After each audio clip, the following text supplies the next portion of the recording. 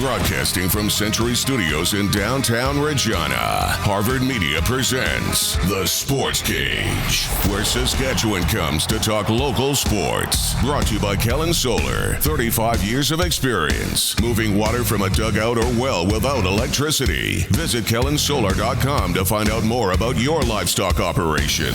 Be part of the show. Call 1-866-767-0620 or text 306-936-6262. The Sports Cage. Streaming at sportscage.com, our YouTube channel, and on the radio at 620 CKRM. The only thing I can think of right now is spending this last night with all the boys, and I'm just going to miss them in the offseason. I couldn't wait to come to the field every day and just hang with everybody, and I've been crying for probably an hour, so I thought I was done with the tears, but I just love these guys so much. It was so much fun coming to work every day and, battling with these guys, and we have so much to be proud of, even though, it didn't go our way. All I care about is just hanging with these guys for, another couple hours.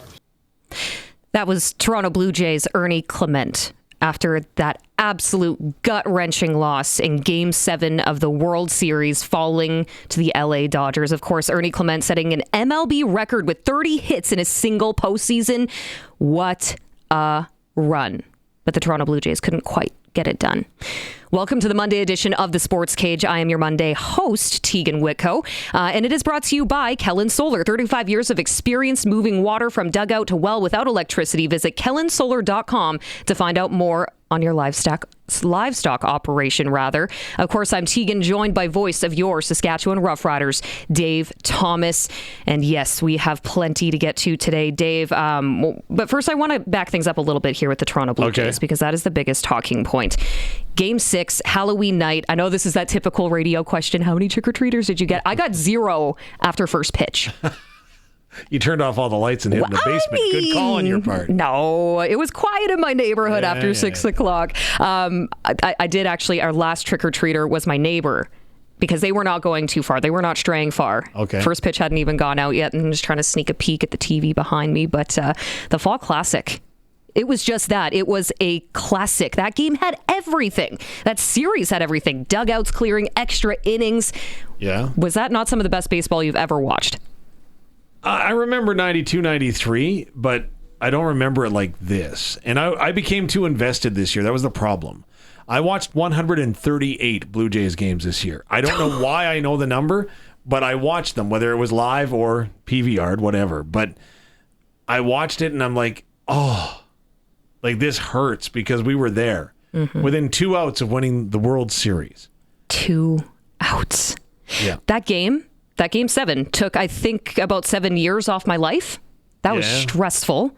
Went to extras, of course. But those Toronto Blue Jays are just so lovable. I mean, the day before Game 1 of the World Series, it was, the Dodgers announcing that reliever Vesia would be away from the team for something that they referred to as a deeply personal matter. And then what the Jays did with their hats was just so cool.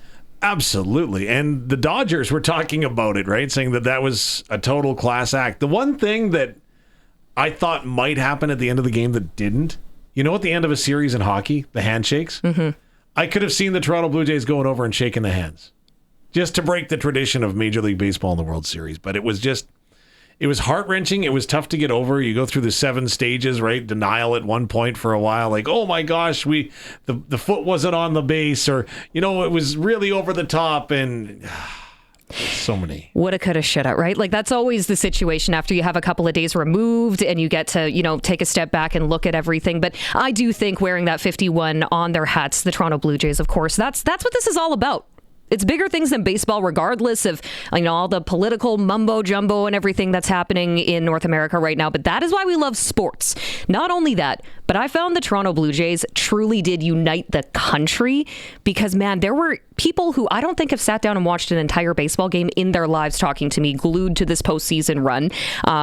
Talking about how Scherzer looked like he wanted to kill someone every single game day. It's just those little things that I think there was a lot of baseball fans born.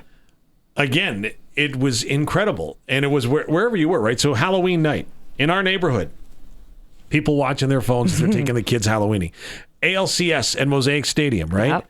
You could see folks out with their phones watching the game in the middle of the Rider game. It was just so much engagement. And you're right. It unified a lot of people because it's hard not to cheer for the Toronto Blue Jays. Right? Usually there's somebody you don't like, and it was really, really hard to find that person. Now, I know there's a few people that are hanging on Jeff Hoffman right now saying, he was giving up home runs all season and it bit us in the butt. But at the end of the day, he faced the music, came out, and again, I don't think it was necessarily entirely him that cost the Jays a World Series, but it didn't help. It's a full team thing, right? I mean, and that's why we're having this World Series post-mortem. What do you think? You can let us know. Feel free to reach out to us on the Prairie Land Rentals text line, 306-936-6262, or give us a shout anytime. 1-866-767-0620. And I will say, if you text us today, you're automatically entered in for a chance to win tickets to the West Final. Oh. Saskatchewan Roughriders. You also got the BC Lions coming to town for this one, right? So it's going to be an interesting matchup, and you better believe we are going to be digesting that throughout the day. We have so much more straight ahead. Also, I'm not sure if you saw the 50-50 at the Jays game, by the way, 25 mil take home. Oh. Yeah. I saw it was jumping. It was jumping. That was the largest 50-50 jackpot, because that's take home. Baseball history, largest jackpot. Absolutely insane. I saw the guy who won it on Twitter. People were just blowing up his phone. So the loss was a tough pill to swallow, but I think it's a little bit easier for one Jays fan out there. Yeah, probably 25 million different ways. It's easier for that one Jays fan. But as I mentioned, the stage is set for the East and West Finals in the CFL. And in just a little bit here, 3 Down Nation's Justin Dunk will be joining us to break down the games over the weekend. We also know who's going to be playing in the Hardy Cup this weekend, Saturday afternoon up in the Bridge City, Rams and Huskies. Now, of course, we will have voice of the Rams right here on 620 CKRM. Brendan McGuire will be joining us on the Riders Coaches Show today, Mr. Jeremy O'Day. Yeah, Vice President of Football Operations and General Manager. Absolutely. And then, of course, more football talk with Darian Durant. We'll talk Pats in Pats Chat with Dayce Derkatch swinging by. And we also had a curling announcement up in Saskatoon this morning with the Briar returning in 2027. That's the Centennial Briar. Yeah. That's something that's baked into the fabric of being a Saskatchewanian, I think, is curling. So I know a lot of people are excited for that one. But yes, as I mentioned, Prairie Land Rentals text line, from skid steers to tents to power tools, anything you need to rent for that spring or summer job is at Prairie Land Rentals. Deal with the owner, 600 Albert Street, and that number to text 306-936-6262. We will take a quick break here and come back on the other side. This is the Sports Cage on the home of local sports on 620 CKRM and streaming on sportscage.com. Well, thanks for joining us. You can always watch the stream at sportscage.com, our YouTube channel as well, and right here on your radio, 620 CKRM. My name is Teagan Witko, the Monday host of the Sports Cage, joined alongside my buddy Dave Thomas, voice of your Saskatchewan Roughriders. And yes, it is time to talk football on the Western Pizza Guest Hotline. It's the pizza known worldwide for a reason, loaded with toppings of Western Canadian ingredients and always cooked to perfection. Our next guest from 3 Down Nation, Justin Dunk, also part of our Rider broadcast team. Man, there was a lot of fun football to watch this weekend, Justin. Thanks for taking time to chat. Yes, indeed, there was. Lots of CFL action in the playoffs, some seasons ending, some continuing. A lot of goodies, too. So let's start right there. West Final matchup is set. Saskatchewan versus BC, Mosaic Stadium this Saturday. That crowd is going to be wild. Now, I know this is kind of a typical Rust versus Rest type of conversation here, but who do you think has the advantage when you see BC coming in on a hot streak and momentum on their side, but then you also have the resting Riders who have had quite a bit of time to digest some game tape? It's the Riders. Yeah. I definitely think BC, got away with one in that West semifinal because of Calgary's lack of proper clock management or malpractice, however you want to describe it. I think the Saskatchewan team is just so focused and built on going 1-0, and we've seen it essentially no matter who's in the football game, that this team can compete with anybody, namely the BC Lions in that last regular season game. So I think the Roughriders are decidedly the favorite in the West Final.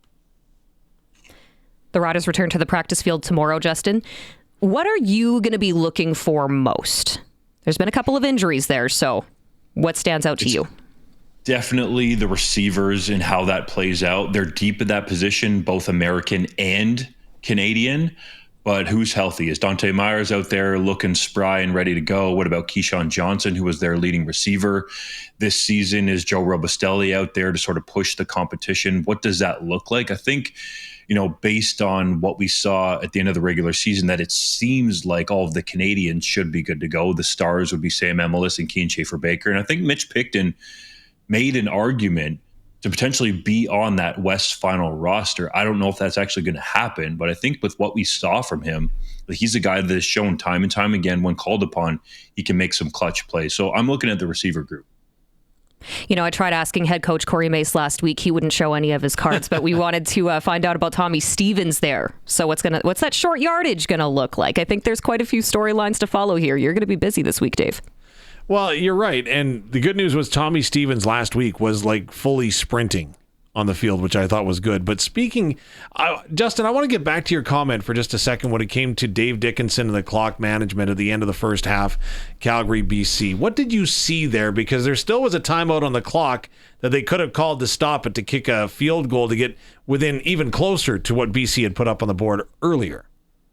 Yeah, I thought it was more on Vernon Adams Jr., to be quite honest, holding that football so long, scrambling around, and then throwing up a lob ball, for lack of a better term, down the field that ate up all that clock. So I think there is, that coaching factor in there with the timeout on the board, where you could have said, okay, let's call a timeout, let's reset here, make sure we know what we're doing with 9 seconds on the clock. We're going to call a quick pass, get down, and then have the opportunity to kick a field goal. Or perhaps we're just going to kick a field goal right then and there to ensure we get that opportunity. That part of it, I think, is easy to say in hindsight, but you couple that mistake with the Rene Paredes, doink off the upright, for lack of a better term, that's 4 points right there. And then you go to the end of the game where the Stampeders leave time on the clock for the best player in the Canadian Football League, Nathan Rourke, to get his team in field goal position for Sean White to kick a walk-off winner. That game should have easily ended with the Stampeders trying a field goal for the win, and that's it. But it didn't end that way.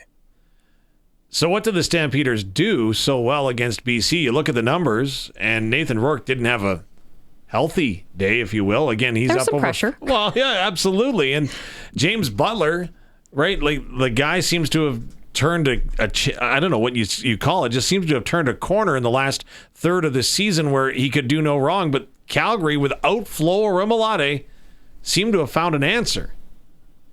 Definitely. That front seven or front six, however you want to describe it in the CFL, played really well for Calgary. Jalen Hutchings had a stout game up front, and Clarence Hicks, I thought, was pretty good on the outside. They were just sound and consistent in their gaps, and they didn't allow Nathan Rourke to have too many plays. There was one key play there, though, where he escaped out the backside and had a big run and then came back and finished that drive himself with another touchdown run off a zone read look. But to me, that's the strength of the Calgary defense, is that front. And I think that's why, largely Nathan Rourke and James Butler, specifically James Butler, I should say, were held in check. Okay, take me to the East for a minute, because things are blowing up in Winnipeg. Mike O'Shea's in, Mike O'Shea's out. Jason Hogan may or may not be around. All I'll tell you is that Brady Oliveira ran the ball 8 times, and the last time that the Roughriders were in Winnipeg, fans were booing the play caller because they didn't like what they saw coming out. I can only imagine what's bubbling over in the Manitoba capital.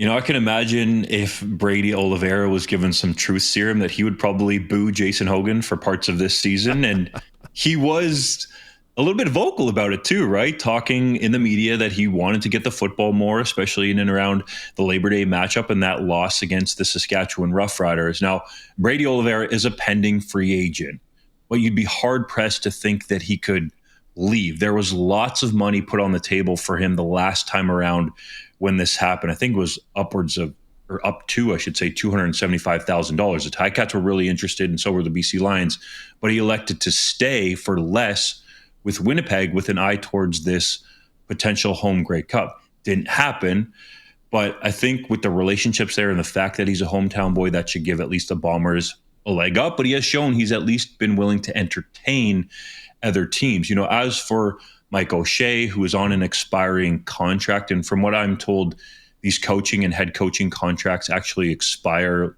like at the end of the year. So December 31st, in this case, it would likely be with O'Shea. John Hodge, my colleague at 3 Down Nation, questioned him, I thought, very well today. And it seems like when O'Shea, talks about the community and the fact that he's been there for so long, and he feels like people that just pass through don't really understand the community that's in Winnipeg, that he would like to stay there. But there are steps to go to figure this out, because the general manager, Kyle Walters, his contract is expiring after this season as well. So you have some pieces at the top here that have to get figured out before you can start re-signing a guy like Brady Oliveira on a big money contract. I will say, after the Winnipeg Blue Bombers were knocked out of the playoffs, I made the mistake of going on some of those CFL groups on Facebook, and it just turned into a Grey Cup buying and selling page. They're pretty fired up about being knocked out at this point. But let's take it even further east, Justin. Hamilton Tiger Cats, Montreal Alouettes. What are you seeing here? The Montreal Alouettes on the betting line, at least at this moment in time, are the favorites on the road in Hamilton. And I think rightfully so. This team with Davis Alexander clearly plays at a different level. All the numbers back it up. He's 12-0 now as a starter, regular season, 11-0 postseason, 1-0 so far. And I think this guy's about to blow up from a stardom perspective. Like, if he even just gets to the Grey Cup and he keeps trash talking his opponents and then going out and throwing for a single game career high 384 yards, people are going to start liking the charisma. But then there's going to be the other side of it where the opposing fans are going to hate the guy, which is a great character to have in the Canadian Football League. I think he is that good. He means a lot to this football team. You look at, all of the metrics that he impacts from a statistical perspective, it's unbelievable. But the one that matters most is wins and losses. And I look at this for the East Final.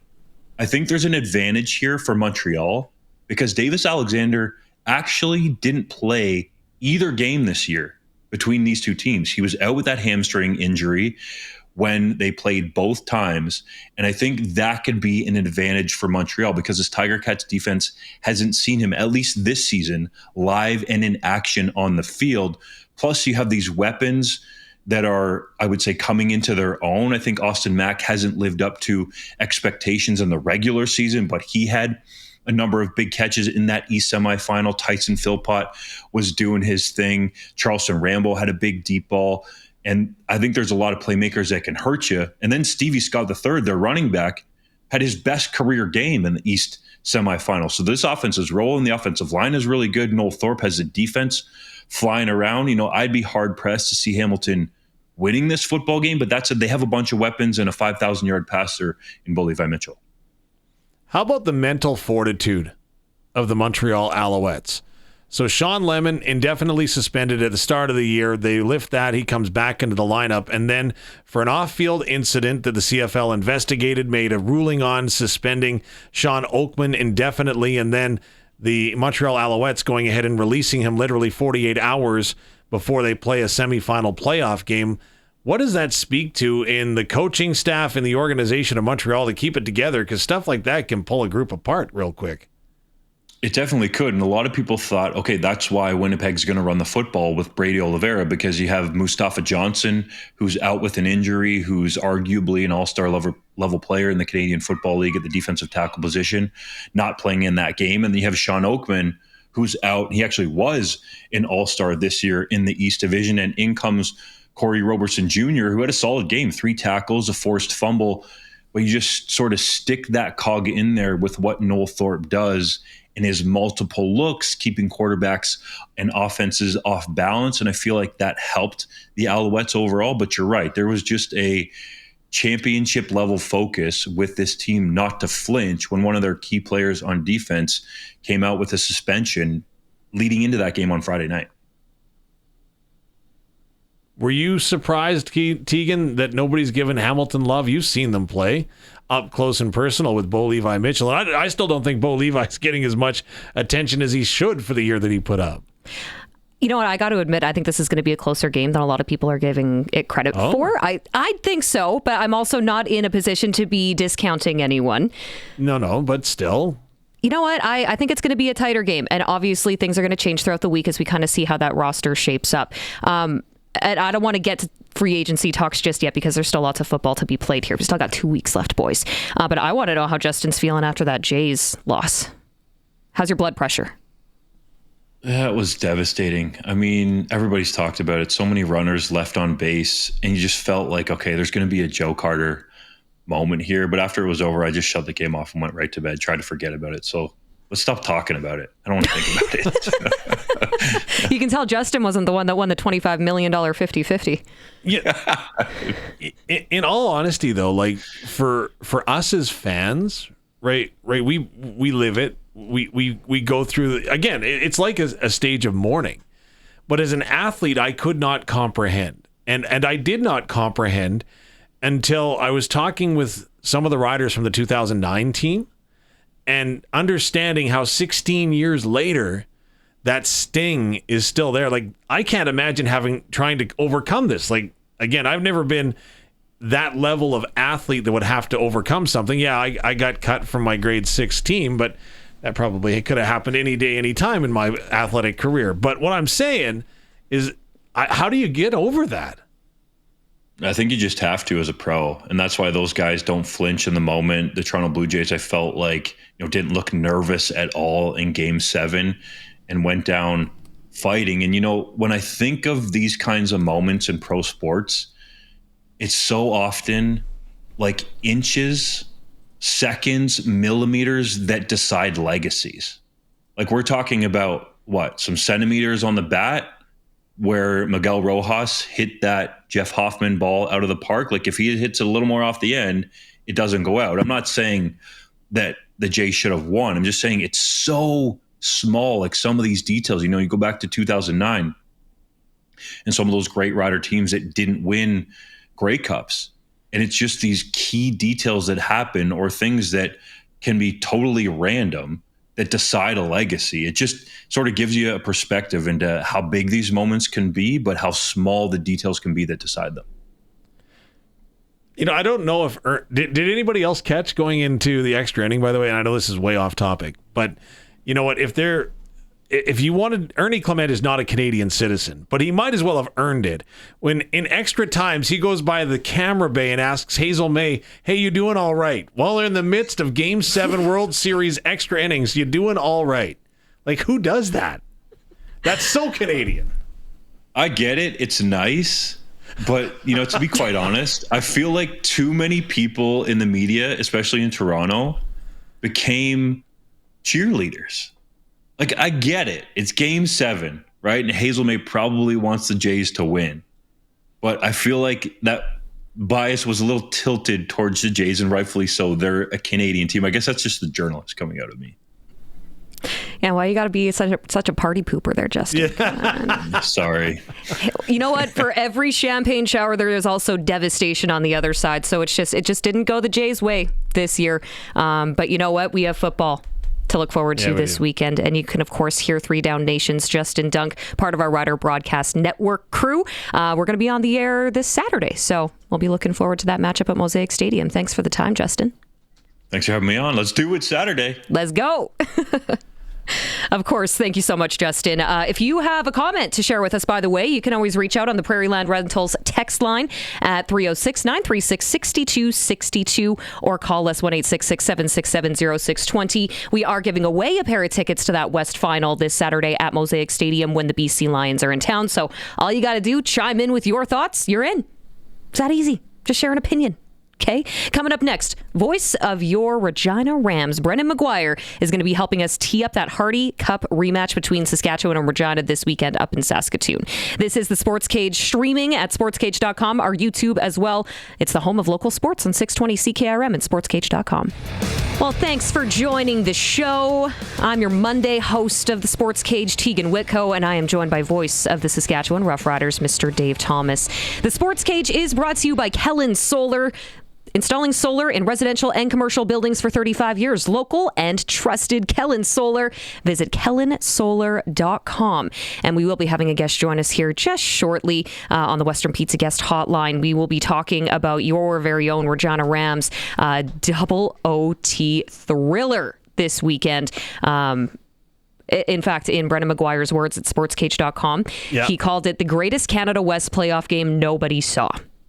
Because, well, the Jays were playing that day. It was Game 7, Yeah, so a little difficult to compete with, but it sounds like if you weren't at the game, if you weren't listening right here on 620 CKRM, you did miss just that, an absolute thriller. And I mean, a matchup between Regina, Manitoba, that's always going to be a good one. It always seems to end up that way. I don't know what it is about the two teams. They always come down to the wire and or beyond like it did this weekend. And the one thing that is really that is different this year is that both teams, the Saskatchewan Huskies and the Rams, which by the way is a rematch of last year's Hardy Cup final, both teams are extremely battle tested, right?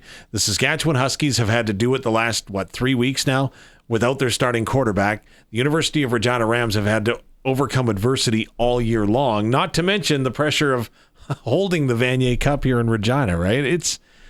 It's insane what the two teams have gone through, and it's kind of, I think, fitting that they've been able to persevere and now match up against each other. Now, you hail originally from Saskatoon No, I'm from Weyburn, and then I moved to Saskatoon. Get that right? You lived in Saskatoon, so do you feel at all conflicted during these matchups between Regina and Saskatoon? Who's asking? Me, Teagan. Yeah? Yeah, and for everybody to hear, I'm not trying to throw you under the bus, Dave Thomas, but I am curious, if you were to be joining, just regular fans in the stands, you're not working. Yeah. What jersey would you be rocking on Saturday? And don't say a split jersey. I will not accept that as an answer. The split jersey was where I was going. I saw that. It's because I like cheering for people. I like cheering for teams as well, obviously, but there are so many people that I like cheering for, like with the Regina Rams, Noah Pelche, and all the work that he does for northern communities in the off season to get kids playing the game. I respect that tremendously, and it's hard not to cheer for him. He went into last season not expecting to play. Owen Sieben goes down week number 1. All Noah Pelche does is lead the team to a Hardy Cup championship. So it's hard not to cheer against him. Daniel Weeb, Seth Hundeby, Roughrider fans, we got an opportunity to meet them during Riders training camp up in Saskatoon. It's pretty hard not to cheer for those two guys who have really given their program their all, coming back for a 5th and final season where they could have turned pro or decided not to return, but both of them have done it, and they've led the team. So it's hard, really hard to cheer against people like that. You know what I mean? Well, and the good news is the game's going to be on early enough Saturday that it shouldn't totally interfere, as long as it doesn't go to double overtime again. It shouldn't interfere with the Riders West Final at home, Mosaic Stadium, of course, when the BC Lions are in town. But this should be a very interesting matchup between these two teams. And we're just getting Brendan McGuire linked up here to tell us a little bit more about that, because he pulled a late one on Saturday. That's for sure. Oh, he did. Well, and so now on the text line, again, which is open at 306-936-6262. Kevin, Dave, are you going into politics? Because I didn't answer your question. Totally on me. Did you notice I didn't even double back on that? I appreciate that. Yeah, I was trying to be nice, but I'm glad someone's calling you out. Well, I know. It didn't feel good, but yes, I tried to remain as neutral as possible. Right? I mean, you have to. It kind of comes along with the job. But yes, on sportscage.com, read the story. Greatest Canada West playoff game nobody saw. I did see that Marshall Erickson, unfortunately, a little bit banged up. Hey? Yeah, he had to be carried off the field in that game, and he has just been so good for the Regina Rams. And I remember when he was coming in, there was a decision to be made because the running backs in front of him in his first year, he played a redshirt season with the Rams. And there was a decision to be made. Do we bring him in and forfeit an entire year of eligibility to give him an opportunity or not? And the Rams didn't force him in. They didn't say, no, you're going in. They went ahead and they actually said, okay, wait, let's talk with the family, because this is a kid going to school and we don't want to mess with his schooling either. And they had a consultation and they decided what was best for Marshall Erickson was not to play that season. So it was a tough decision. But again, person you want to cheer for. Absolutely. Players, not just the team. Well, joining us now on the Western Pizza Guest Hotline, we have voice of your Regina Rams, Mr. Brendan McGuire. Thanks for joining us, Brendan. Thanks for having me. Excited to talk about the game Saturday. Yeah, that when you wrote thriller in your article, that is an understatement. What was the feeling like in that building? Albeit a small crowd was there, but there was some baseball on.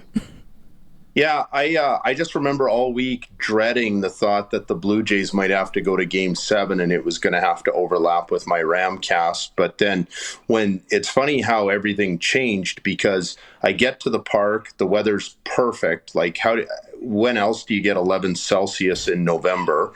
And even though the crowd wasn't very big, it was really noisy. There were a lot of Manitoba fans there, and a lot of them had noisemakers.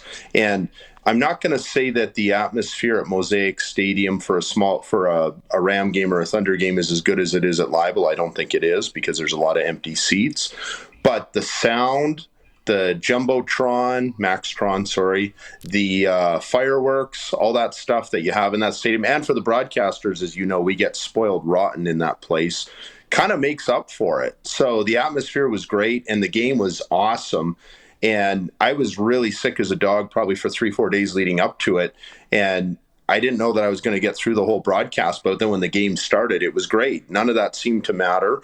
And it's funny how by the end of the night, when the Blue Jays lost, and my wife's moping around a little bit, and I'm moping around a little bit, and I thought, but what about that Ram game? So I went from dreading the thought of this college football game being on the same night to being kind of glad that it did, because it kind of balanced things out for me anyways.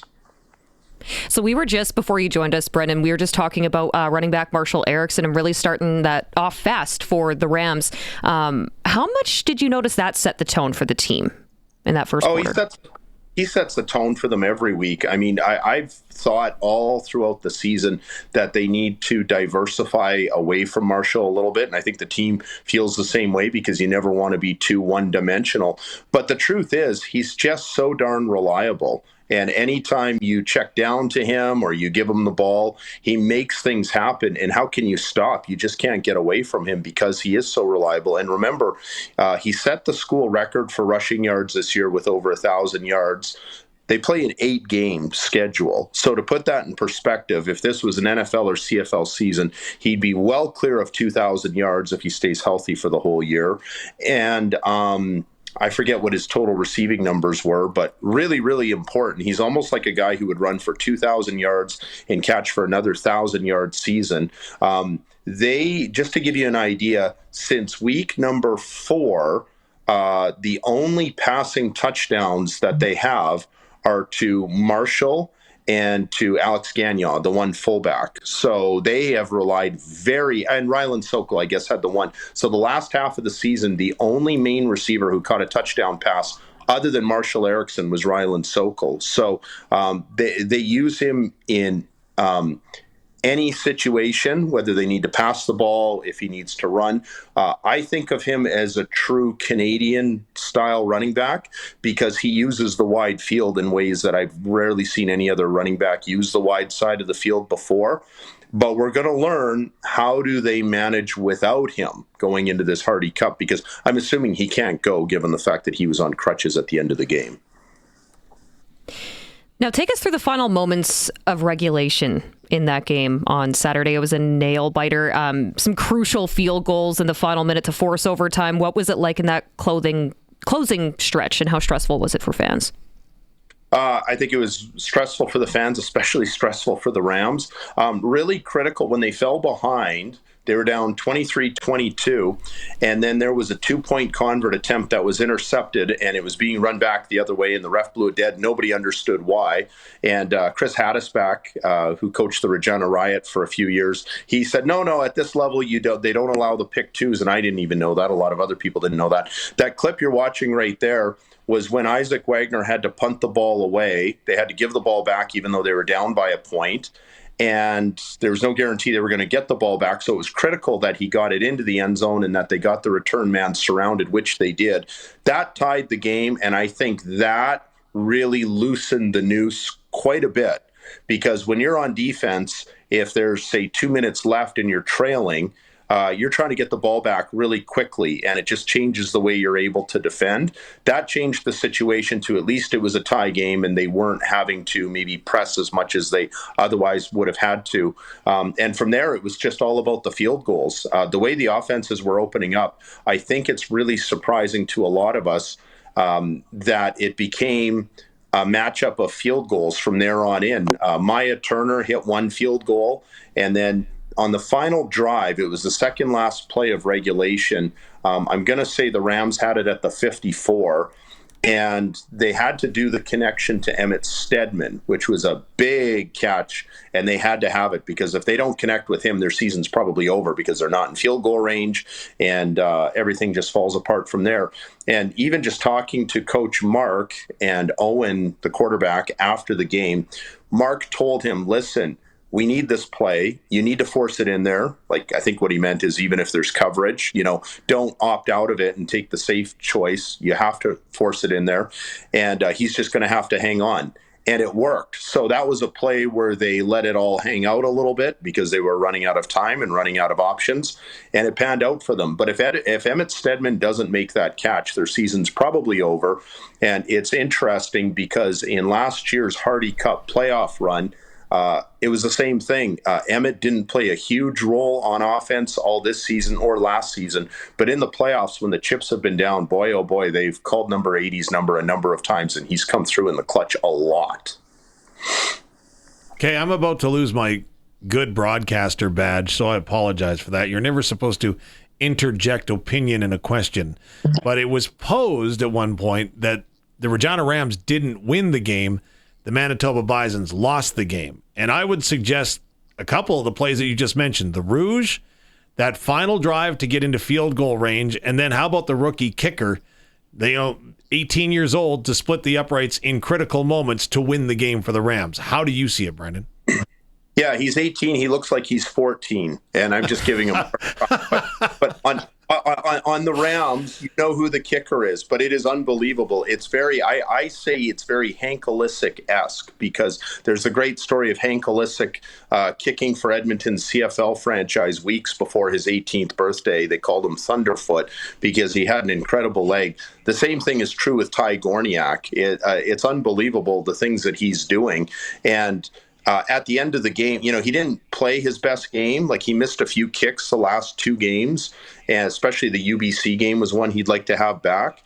And so this was his moment because he had to get that kick on the final play of regulation or there's done. And then in overtime, he had to make another one or their season is probably done.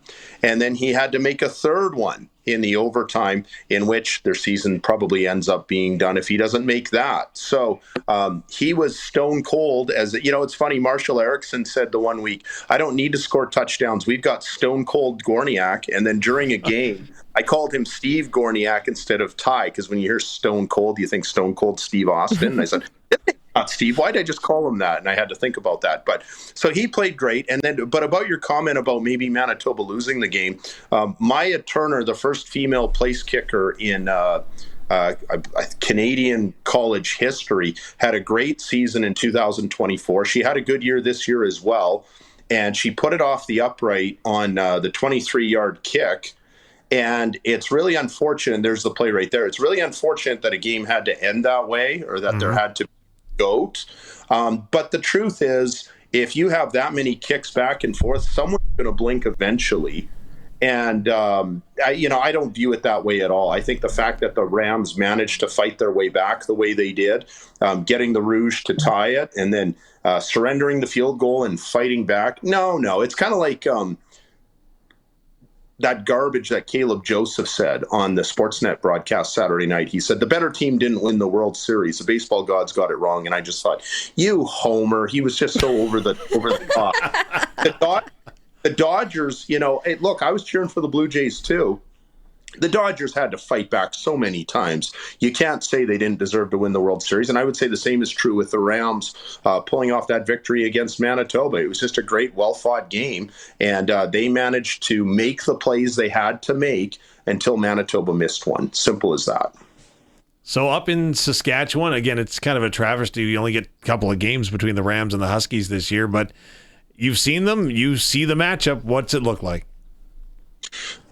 Well, we saw this matchup a year ago, and the Rams went in there as heavy underdogs, and they pulled out the victory.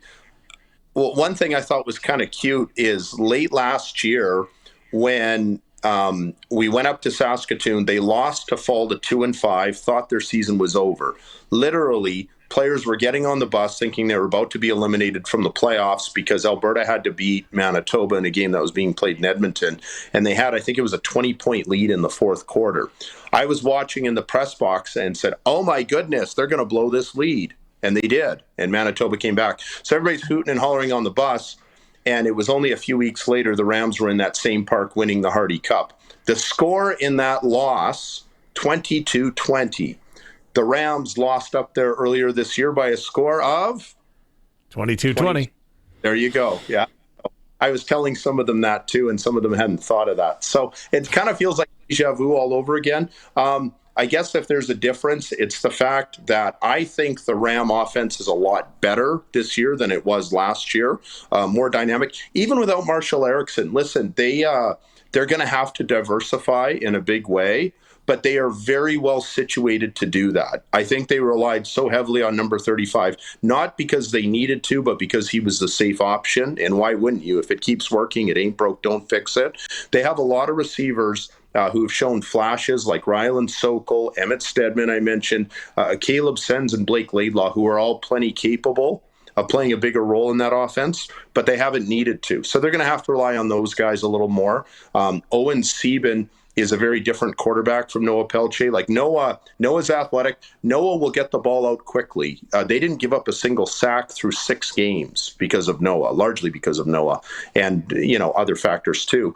But now they have a quarterback who holds the ball a lot longer, but that's because he's going to scramble around and he's going to try and extend something out of it. So long and the short of it is, I think the offense is more dynamic this time around. I think they'll put up more points. And on the flip side, I don't think the Ram defense, as good as it's been, and probably the top defense in Canada West, maybe number 2, top 2 anyways, they are not as dominant as they were a year ago. They had a dominant pass rush going into that game in Saskatoon.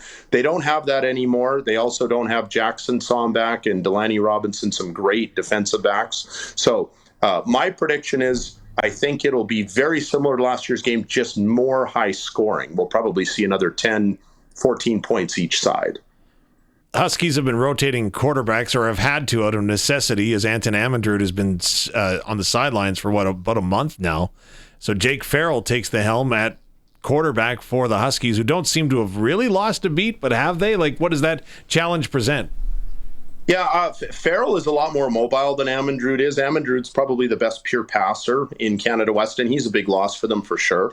And I can promise you the Rams are not happy that Amandroud is out. You never want to go into a championship game or get amped up for it, hoping that you're going to face the backup. You want to beat their best. That's just the way that they're wired. But having said that, they're pretty good with Farrell. They haven't lost since he came in. He's a little more mobile than Amandroud was. He's not putting up the big numbers that Amandroud did early in the season, but he's getting a lot of help, especially from Daniel Weeb, who's easily the best receiver in Canada West, the Saskatchewan Roughrider draft pick. So I don't know. I mean, yeah, they've lost a step because they don't have their number 1 trigger puller, but I think it's more than evened up by the fact the Rams don't have number 35, Marshall Erickson. Just for the record, our beer league team, we always wanted to play the backup. Just so you know. Of course. It's true. Now, Brendan, I know that it's a common cliche we hear all the time in football, 1-0, 1-0, 1-0 every week. But the Vanier Cup is in Regina this year. You spend a lot of time around this team. Is that a thought in their minds right now, or are they truly just focusing on their next opponent being the Huskies in Saskatoon this weekend? I feel like they're pretty good at just focusing on who's in front of them. That said, it's impossible to ignore what's in front of you in the back of your mind. There's no way that they're going to kick that out. That pressure is going to be there, and I expect that all the players will admit that when this playoff run is over, whenever it's over, whenever it ends.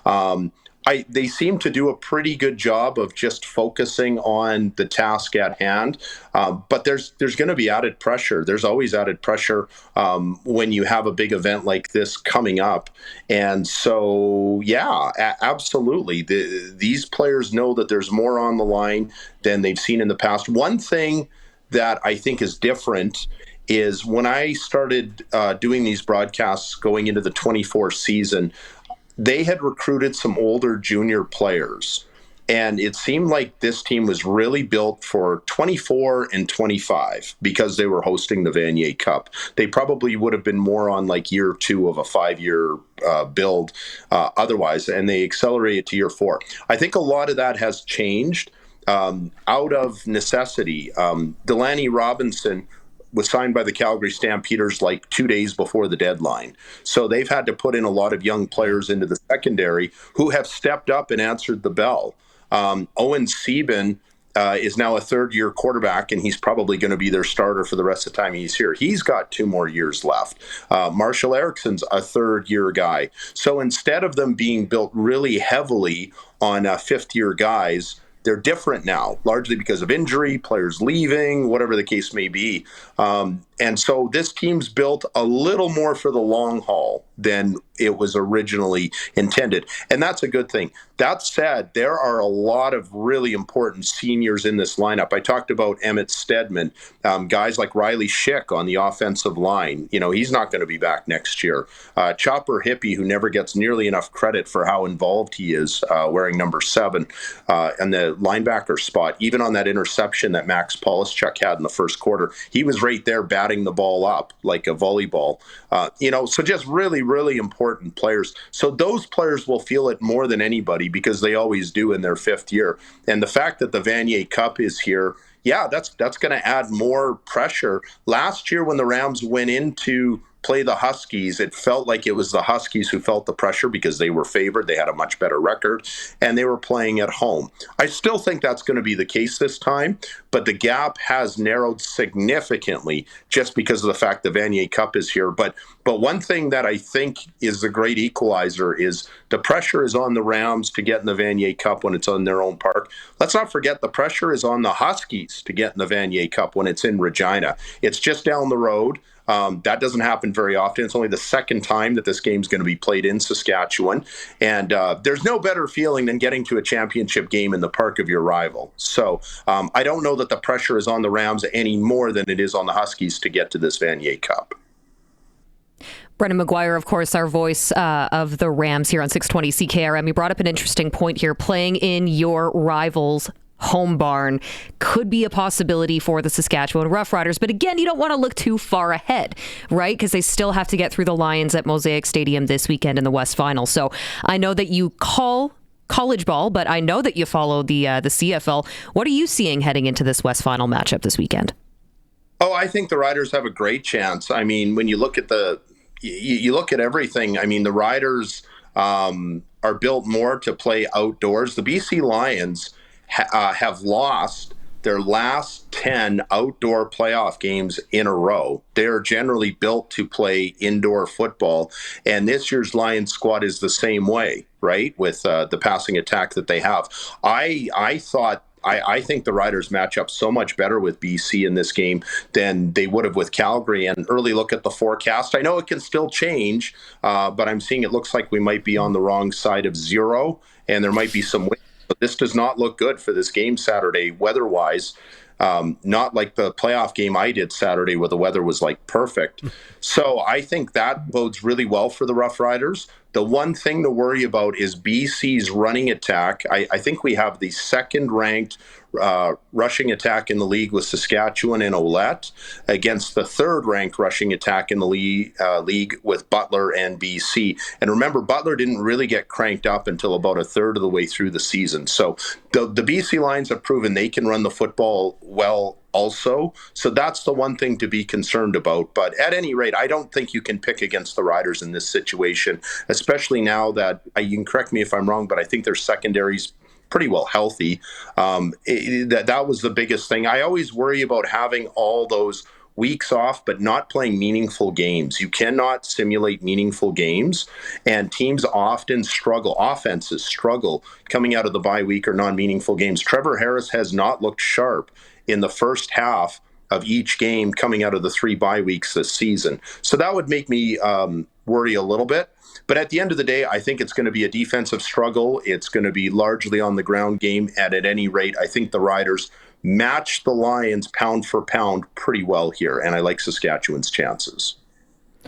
All right. Cold weather football is ahead for not only the Rams and Huskies, but also Saskatchewan Roughriders and BC Lions. By the way, Brendan, I like how you said that, how you worded it was just perfect. You basically called the Lions wussies without actually saying that. They are built. Yeah, they are built for indoor football. I like that. Wow. I'm going to steal that one. Thank you so much for your time today, Brendan. Sure appreciate it. Thanks, guys. You can catch Brendan right here on 620 CKRM this Saturday. Of course, kickoff from Saskatoon is at 2 o'clock in that Saskatchewan college rivalry. Now, we do need to take a quick break here, and we will be back on the other side with your sports ticker. This is the Sports Cage, home of the Rams on 620 CKRM and streaming at sportscage.com. It's time for the Sports Ticker, brought to you by Reliance Heath Water Heater Rentals. Bundle and save with Reliance Heath. Rent a new water heater and softener together and get $400 cash back. Call on Reliance Heath today. Canadian Mixed Curling Championship in Assiniboia, Saskatchewan, being represented by Regina's team, Jason Ackerman. And on the schedule today, they play Quebec at, they did play Quebec at 10 a.m. We'll get that score for you here in just a bit. And then Saskatchewan versus Nunavut, 6 p.m. tonight. Do you have the score, Dave? 7-4. 7-4. Thank you very much. For Saskatchewan. For Saskatchewan. Yeah, Look at that. Okay. Pittsburgh Penguins in Toronto tonight, 6:30 puck drop. Oilers in St. Louis. You got the Canucks and Preds at 7:30. And then Saskatchewan female U18 AAA Notre Dame Hounds at Regina Rebels, 7:45 tonight. And then wrapping up week 9 in the NFL, the Cardinals are taking on the Cowboys at 7:15. Go Cowboys. Ew. That's your sports ticker. Well, I'm Teagan Witko, your Monday host of the Sports Cage. Curtis, keeping this whole show running behind the board. Appreciate you, buddy. And I'm joined by Dave Thomas, voice of your Saskatchewan Roughriders. Now, we are heading into West Final Saturday right here in Regina at Mosaic Stadium as the BC Lions are coming to town. And we are giving away a pair of tickets to the West Final. So if you would like to win a pair, all you have to do is text us. Join the conversation, 306-936-6262 on the Prairie Land Rentals text line. And Dave, we do have a couple of people chiming in here. Montreal, specifically. This is Paul from Regina. He's wondering what was making all that noise in Montreal's stadium, Percival Molson. Wondering if it was pumped-in air horn noises. He's saying it was like a switch being flipped on and off. I didn't notice it was too big of an issue. They have banned air horns in Montreal for that very reason. It's getting a little loud and you can barely hear the broadcast. But I don't know. Your take? Air quotes that they have banned the air horns. Right. Because there's still some kicking around, and I didn't find them as overpowering as they have been, but it was interesting the first time that I was in Montreal last season, I didn't find it that bad. But the way that the stands are configured, they're pointing down, and TSN has got their microphones at field level, so that's what amplifies them as much as it does. So I can understand that it was there, and yes, the air horns have been banned, but they haven't. Does that help answer the question? Fans will find a way to bring them in. That's true, right? But every stadium has their little quirks, right? Well, yeah. The argument used to be in BC Place, right, that they were pumping in the crowd noise all the time, and that you could walk around in the concourse and you could actually, through the speakers, hear them playing crowd noise. And again, it was an argument. Okay, sure, that's happened before, and there's been other stadiums that have been accused of said tomfoolery, and I don't know. I get it, the artificial noise. Like, do you remember? You probably don't remember, but back in the day, remember the CKRM pep band? Oh yeah, was in the end zone, right, on those like old rickety bleachers that like. I thought we're talking old Taylor Field, yeah, right? You're taking the big bass drum up on there, and I'm like, you're taking your life into your own hands by doing that as well, because those did not look. But anyways, getting away from the structural integrity of this, remember the pep band used to play, and they were at one point told that they could not play when the team was in the huddle because it was just too loud and it was artificial noise. So they had to stop doing it. But then, what's home field advantage? Well, home field advantage is the crowd making the noise, but the Canadian Football League at the time ruled that no, that wasn't the noise. And I'm sure somebody on the text line, and I fully hope that you do, correct me on that, as maybe that was just, folklore or something, but 306-936-6262 is the number. But I'm sure that was the memory that I had, that the pep band was, I don't want to say disciplined, but they were warned that when the team goes into the huddle, you cannot go in and start playing because it is disrupting the flow of the football game and you're becoming a factor. Yeah, I don't know. I think that's a little soft. I'll call it out. I'm not disputing the fact that maybe, but again, weird things happened back in those days, right? Yeah, no, you're absolutely right. So that was a message again from Paul in Regina. Another one here from Robin. Said Robin phoned in when the Riders won, clinched first place in the West, and at this point, Robin told Wes Cates and team that the Lions would be meeting them in the Western Final. So Robin calling it, yeah. I like this because playing them 2 weeks ago, the Riders were without a lot of starters. They played the whole game, looked pretty good. They think Robin thinks that they are going to the Grey Cup. Thoughts now are the Owls will beat the Tiger Cats with Davis Alexander as well. So predictions coming in from Robin, and I do tend to agree with Robin in the fact that, that last regular season game really didn't mean much for the Riders in terms of the standings. They had Trevor Harrison for a little bit. They had some starters in that game. But again, the Tavon Campbell scoop and score that was called back could have been forced overtime potentially, right? And it was still a very close game despite the fact that, BC was starting all of their starters. The Riders weren't. What I overheard in the hallway upstairs, right? So the coach's booth for both teams is up on our level with Luke Mullender and I. And the one thing that I heard that was said is that we just can't get any pressure on the quarterback, we being the BC Lions. So I know that that's going to be a focal point for the Lions this week in their week of preparation as they get set for the Riders. And I don't dispute what you're saying at all. And I think that's a pretty good prognostication that you've gone ahead and made, saying that, BC was coming in. And I think Montreal's going to give Hamilton all they can handle. I tend to agree. That was another text, by the way, and another entry in to win West Final tickets here at Mosaic Stadium this Saturday. BC coming to town. If you want to chime in, give us your input, maybe even win, then just shoot us a message. Prairie Land Rentals text line 306-936-6262. And it looks like we are now ready to go on the Western Pizza guest hotline for the Rider Coaches Show. It's time for the SportsCage Riders Coaches Show for the Saskatchewan Roughrider Foundation. Get your 50-50 tickets now for all Rider home and away games. Riders5050.ca and Steelcraft Doors Regina, made in Western Canada for Western Canadians. Joining us now on the Western Pizza guest hotline is Jeremy O'Day, Vice President of Football Operations and General Manager for your Saskatchewan Roughriders. Thanks for joining us, Jeremy. Yeah, you bet. Thanks for having me. So to start off, Jeremy, 27 years with the club at this point. You're off to the West Final and fresh off the announcement of your contract extension along with head coach Corey Mace. Now, you're both remaining with the club through 2028.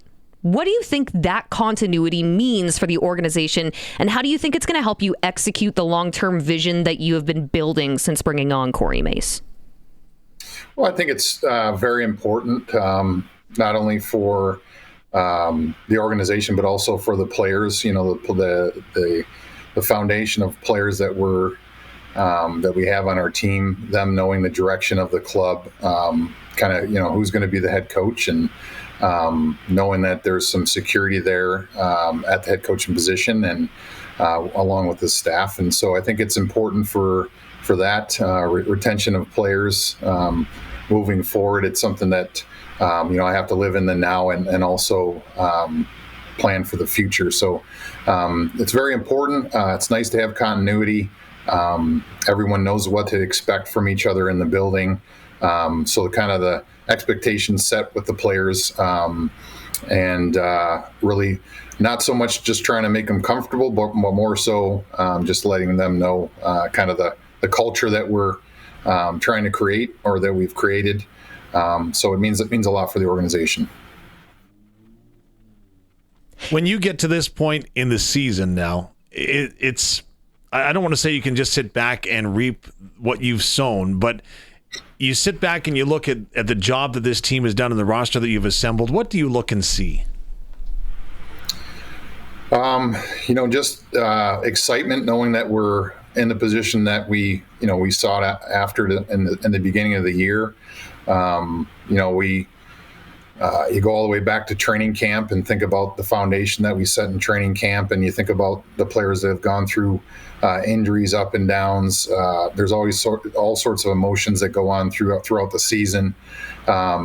and adversity that every team will face. But you kind of put that in all into perspective, and now it just comes down to opportunity to go 1-0.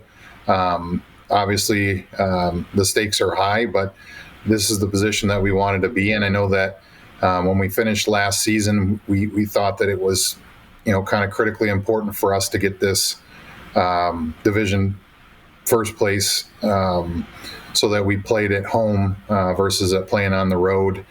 Just felt like it gave us a big advantage over the opponent. So we talked about it on the flight home last year after we lost in Winnipeg about what we wanted to accomplish and what we wanted to put ourselves in positions to do. So with this contract extension, Jeremy O'Day, knowing that you're locked in through 2028, if my math is correct, that's 3 decades with the franchise. That's pretty big, but change is imminent, right? Following the CFL Commissioner Stuart Johnston making the rule change announcements, how does that impact how you do your job, if at all? The rule changes aren't going to impact my job very much at all. I know it's going to be a different look on the field, different rules. I know that everyone is very opinionated on whether they like the changes or whether they don't like the changes. But ultimately, we're all employed by the CFL, and sometimes things change. I think that everyone wants change until there's change, and then they didn't want the change, right? So, I give them credit for trying to do things a little bit different, to look outside the box, to see if there's ways that we can improve the game. I know that when we moved the hashes in, everyone was concerned about the hashes, and I think our scoring is up the most it's ever been in our league. So, sometimes you do got to try things. I think some of them, personally, I think are great. And other ones, I'm just going to wait and see, what the numbers show and how it impacts our game. I think everyone that watched the games this weekend, I think the goalpost got hit quite a few times in the game, and so we'll see. Again, I'm open to change, and we'll see what the numbers say. When it comes to this time of year, so again, Teagan referred to your experience with the organization as both a player and now in the administrative role and the football operations side. Which is easier at this time, being a player or doing your job now? It's the end of the season as far as football ops, and we're always trying to look at the games further out, and we know that there's only a couple more games to go, so it does slow down a little bit this time of the year. But as soon as the season ends, it just goes into the next cycle for me. So I have to kind of try to be prepared for the end of the season, and then we're getting right back into setting the staff, starting to re-sign players. And so those are the things that I'm getting to do now with starting to think about those things. I'm not just sitting around waiting for the game by any means, although I'm very excited about it, and I can't get here soon enough. But you're not really looking at long-term injuries as much as you were before, saying, hey, we might get this guy back in 5 weeks. It's really kind of simplified down to, are we going to have him back this week? And if we don't have him back this week, will we get him back the following week? There's never really a slow time, but this is it's an exciting time for myself for sure. When you get to this point in this season, and maybe we back things up, you talk about the establishment of the foundation and culture that started way back in training camp. When you look at the roster and the team that you've assembled for a playoff run, what do you see? How would you define the 2025 Saskatchewan Roughriders?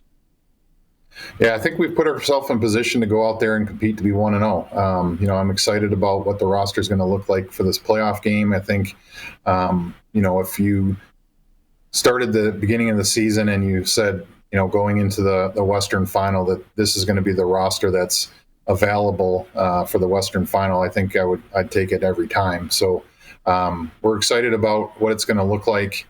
Our team's fired up. Hopefully our fans are excited to have this one at home, and I'm just encouraging them to get the tickets, because they mean the world to us. When we talked about having this game after last season, the reason why we wanted it was because we know what Rider Nation brings to game day. So we're going to be excited about the roster, and really just excited to put a good week of preparation in. Our players are in working right now, going through the game plan. We've had a bye week for some guys to get healthy, and now we just need to go put a good work week of practice and get ready for the game. Now, the 2027 Grey Cup is coming back to Regina, Jeremy O'Day, which can be very motivating, but it can also add a lot of pressure. And I know we have this season to get through first and next season before we get to that point. But how do you balance that excitement and that pressure? You've been part of Grey Cups here in Regina before. Yeah, I think, I don't know if you put any more pressure you do on any other year. I think if you're thinking 2 years down the road, then you're not really focused in the now. But, ultimately what we're trying to establish here is long-term success and put ourselves in positions where we have home playoff games that, you put yourself in that position enough times, then hopefully you're going to have chances to win the Grey Cups. And so we'll continue to do that. We're always thinking in the now, but also in the future. I think that I have to do that a little more than the coaching staff or the players. But that's my job. That's what I kind of signed up for. And it's an exciting part of the job. So we're going to attack it. And as every year, we're going to try to put the best roster available, make decisions during the year that will put us in position where we can have a shot at the ultimate trophy.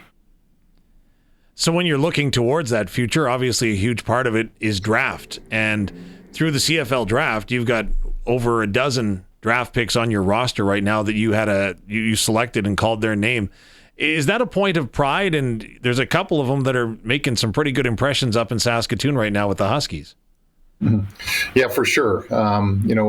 I think, some of the keys to success to winning in the CFL is to have a good quarterback and have good Canadian talent. And, you kind of want to, best case is you want to draft and develop your players. And obviously we like homegrown players, but ultimately we're going to pick players that are the best for our roster at the time. And, but we're excited about where we're at as far as our Canadian and how we drafted in the past. What's nice is, when you have some good players that you've drafted that went back to school, you get those players coming in with your next draft class as well. So it's nice to try to stockpile those players.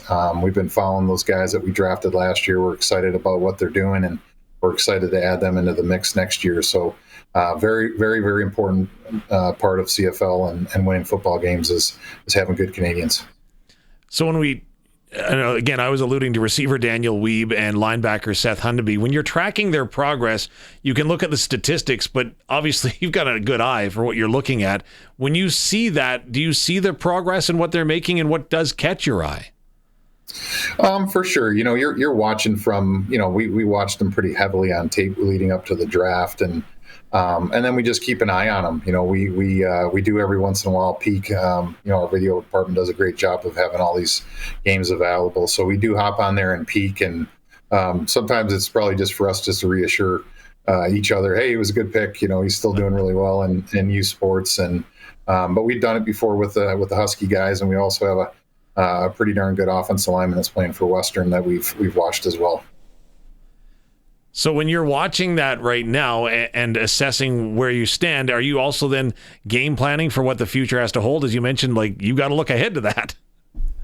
Yeah, for sure. I think you're going into the, what's nice is when you have guys that go back to U Sports that are planning to come back to you already know that they're coming back to your team, right? So you don't know how the draft's going to shake out until it's the draft. But when you have a number of guys that went back to U Sports, you can put them in the roster, and your future, your 2026 roster that you set up, you can have them in there and kind of see what your depth's looking like. And it's nice to add some guys, that you already drafted that are going to be back. U Sports, has the program evolved to the point that players that are graduating are now more pro ready than maybe what they were in the past? I think so. I mean, I appreciate you guys, the two of you aging me with the 27 years and the 30 years. But, I started with the Riders when I was 5, so yeah. I'm not that old. So. It's not a terrible thing. And sorry, I missed your question there. No, just asking about U Sports, and if you find the athletes are more prepared for pro. Yeah, so I think you're 100% right.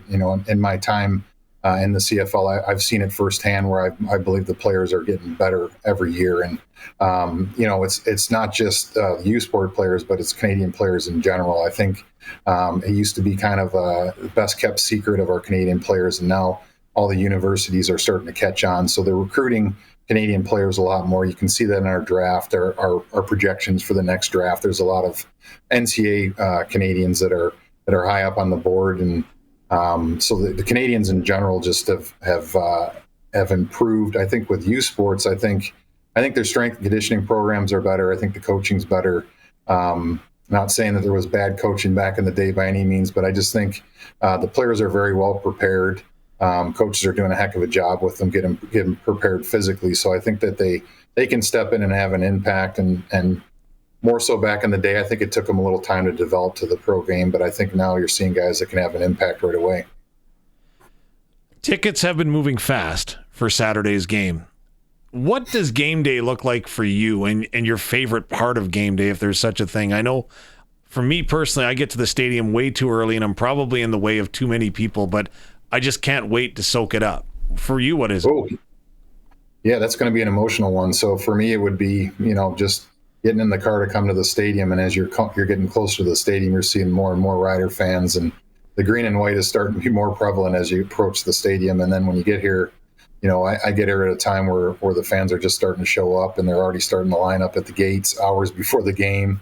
And Saskatchewan, it's still cool to wear your team's jerseys, right? So everyone's in green and white, but everything from the security guards that I see every day, going out for pregame and watching our players start to get ready for the game, and then obviously for me, when we bring them out to the fan base, it's pretty special every time. It never gets old, I'll tell you that. Now, we are at a point in the season where the stakes are high, guys are a little banged up, and there must be a bit of a balance there. There's something to be said about camaraderie and relationship building. I read a story, I do believe, that Dave Thomas brought to us. You and Corey Mace pranking Jamarcus Hardrick when you revealed that he was the most outstanding offensive lineman award recipient. So how do those little moments contribute to the team's culture and, ultimately their regular season success? Well, I think, we're around each other so much, and, you get in a routine, your day one of practice, day two of practice, and your opponent changes. You're here it's the same time. The same guys are speaking in meetings all the time. So it can be getting a little redundant, but I think, our head coach is just really good at getting a feel for players. And that one was, it wasn't really by design with Jamarcus. We just kind of read off of each other, the mood of Jamarcus, and, Corey wasn't sure where I was going to go with it, but it timed up perfect because I think Jamarcus got into it with one of the D linemen at practice, and I think Corey had to talk to him a little bit. So it kind of led up to a perfect environment. And but I think it's important to know that we're doing it for a reason, because we care about the player, and it loosens the tension a little bit, but also tells them that.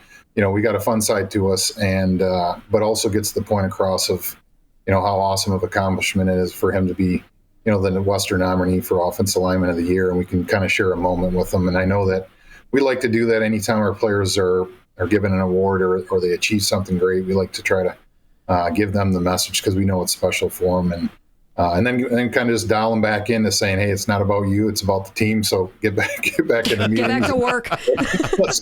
Let's go get the next win.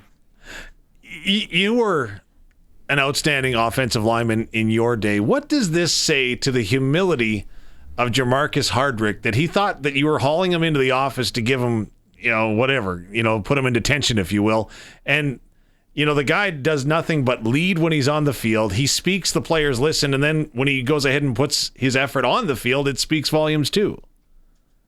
Yeah, I guess that kind of speaks to the person, first of all, and then also I would say the culture that Corey's creating. When you're pulling a guy that's been a perennial all-star, is one of the leaders of the team. He's been named a division all-star. He's our nominee for the liner. And we're bringing him in the office, and he's coming in the office to get in trouble, right? Because he's in trouble. And if you had saw the look on his face when I shut the door, I knew right away that he thought he was in trouble for something, which makes me a little bit concerned that he did something.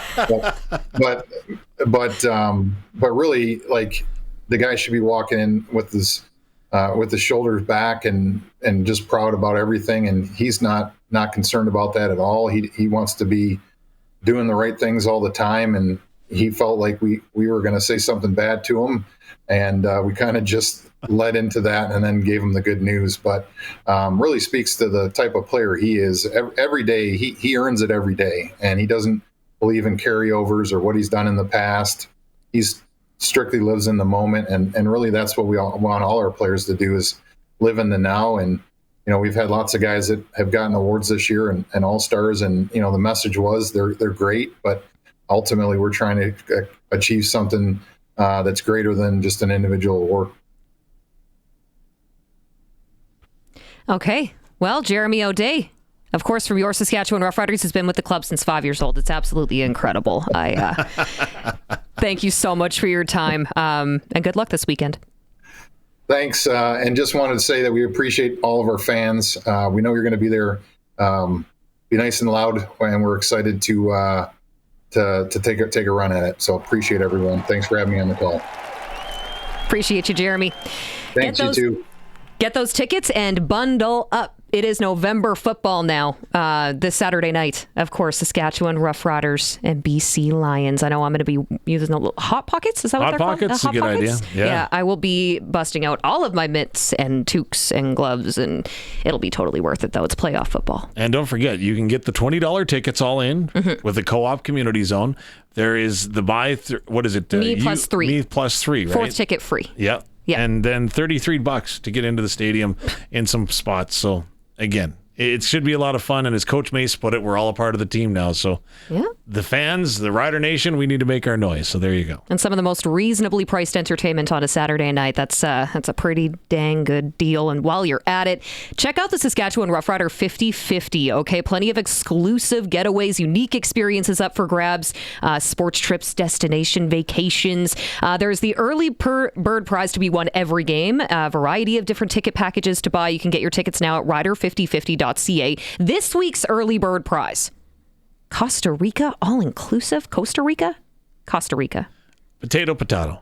Just take me to the sand. Yes, and the sun and the beaches. Package for two includes flights, of course, from Saskatchewan right to Costa Rica. 7 nights all-inclusive. 5-star hotel, Planet Hollywood, round-trip transfers. Or you can also just take the money and run if you don't want to go on a hot, all-inclusive vacation. $9,000. Not bad. You don't sound sold on taking the money and run. No, I would love to be sitting on a beach after this CFL season, okay? Riders5050.ca. Grab your tickets for that. Grab your tickets for the game. We are going to take a quick break, and we'll come back right on the other side. This is the Sports Cage on the home of Rider Nation. 620 CKRM and streaming at sportscage.com. The Sports Cage Clutch Performer for Nick's Service in Emerald Park. Your local Massey Ferguson Challenger, Rogator, Gleaner, and Fendt dealer. Call 781-1077. Well, I'm Teagan Witko, your Monday host of the Sports Cage. Curtis behind the board right now, and Dave Thomas joins me, your voice of the Saskatchewan Roughriders, now your clutch performer. I got a couple, Dave, and I want to start... Ooh, let's see here. Liam Pugh and Maddox Schultz. Okay. So Liam Pugh and Maddox Schultz right now, they are out east. They're off to a good start at the 2025 U17 World Challenge in Nova Scotia. Schultz scored a hattie. Pugh, 2 goals, 3 assists in the Canada White 9-5 victory over Sweden. Wow, 9-5. Yeah. Good start. Yeah, pretty good start. So that is my first 2 picks for Clutch Performer. And I don't know if you want to steal this one because I already went with 2. I probably shouldn't do 3, but there was also a pretty big announcement up in Saskatoon today, Dave. Yeah, coming to Saskatoon, it is going to be the return of the Brier to Saskatchewan for the 100th anniversary in 2027. So if you're a sports fan, how's 2027 for you? You started off with the Brier in March, and then come November, you're going to close it out with the Grey Cup here in Riderville. So I know that there's going to be an army of volunteers up in Saskatoon, so it's going to be a great event, I'm sure, just as it was here in Regina just, a couple of years ago already. But the 100th Brier will be played in Saskatchewan, in Saskatoon. Yeah, 1927 to 2027. I imagine there's quite a few things that have changed in between there in the world of curling. Oh my gosh. Could you imagine the technology, like just in the sweeping alone? Yeah. Like, I know my dad used to use the old corn broom and, like, I'm like, that's impressive. Their shoes are probably also a lot nicer nowadays. Yeah. The slides. But then again, anywhere that, the one thing that also impressed me about the curling ice in Weyburn was they actually had ashtrays, like, in the ice. So you know that you're doing something right. Back when professional athletes were smoking darts while they were playing. Yeah. Okay. Yeah, times have changed a little bit. But yes, the 100th, the centennial Briar is going to be returning to Saskatoon. So that's pretty cool. That was your Clutch Performers brought to you by Nick's Service in Emerald Park. And listen, we want to hear from you. We are giving away some tickets to this Saturday's West Final game at Mosaic Stadium. BC Lions in town for that. And if you just chime in, join the conversation, you're entered to win. And Curtis is going to help me pick a winner at the end of the show today. So if you'd like to go for free, here's the number, 306-936-6262. You can always call as well, 1-866-767-0620. We do stream online, but we are also a radio show. So yeah, we'll take your calls. Give us a shout. I'm pretty happy because, you know what, sometimes... the blind squirrel has to find the nut once a day or something, right?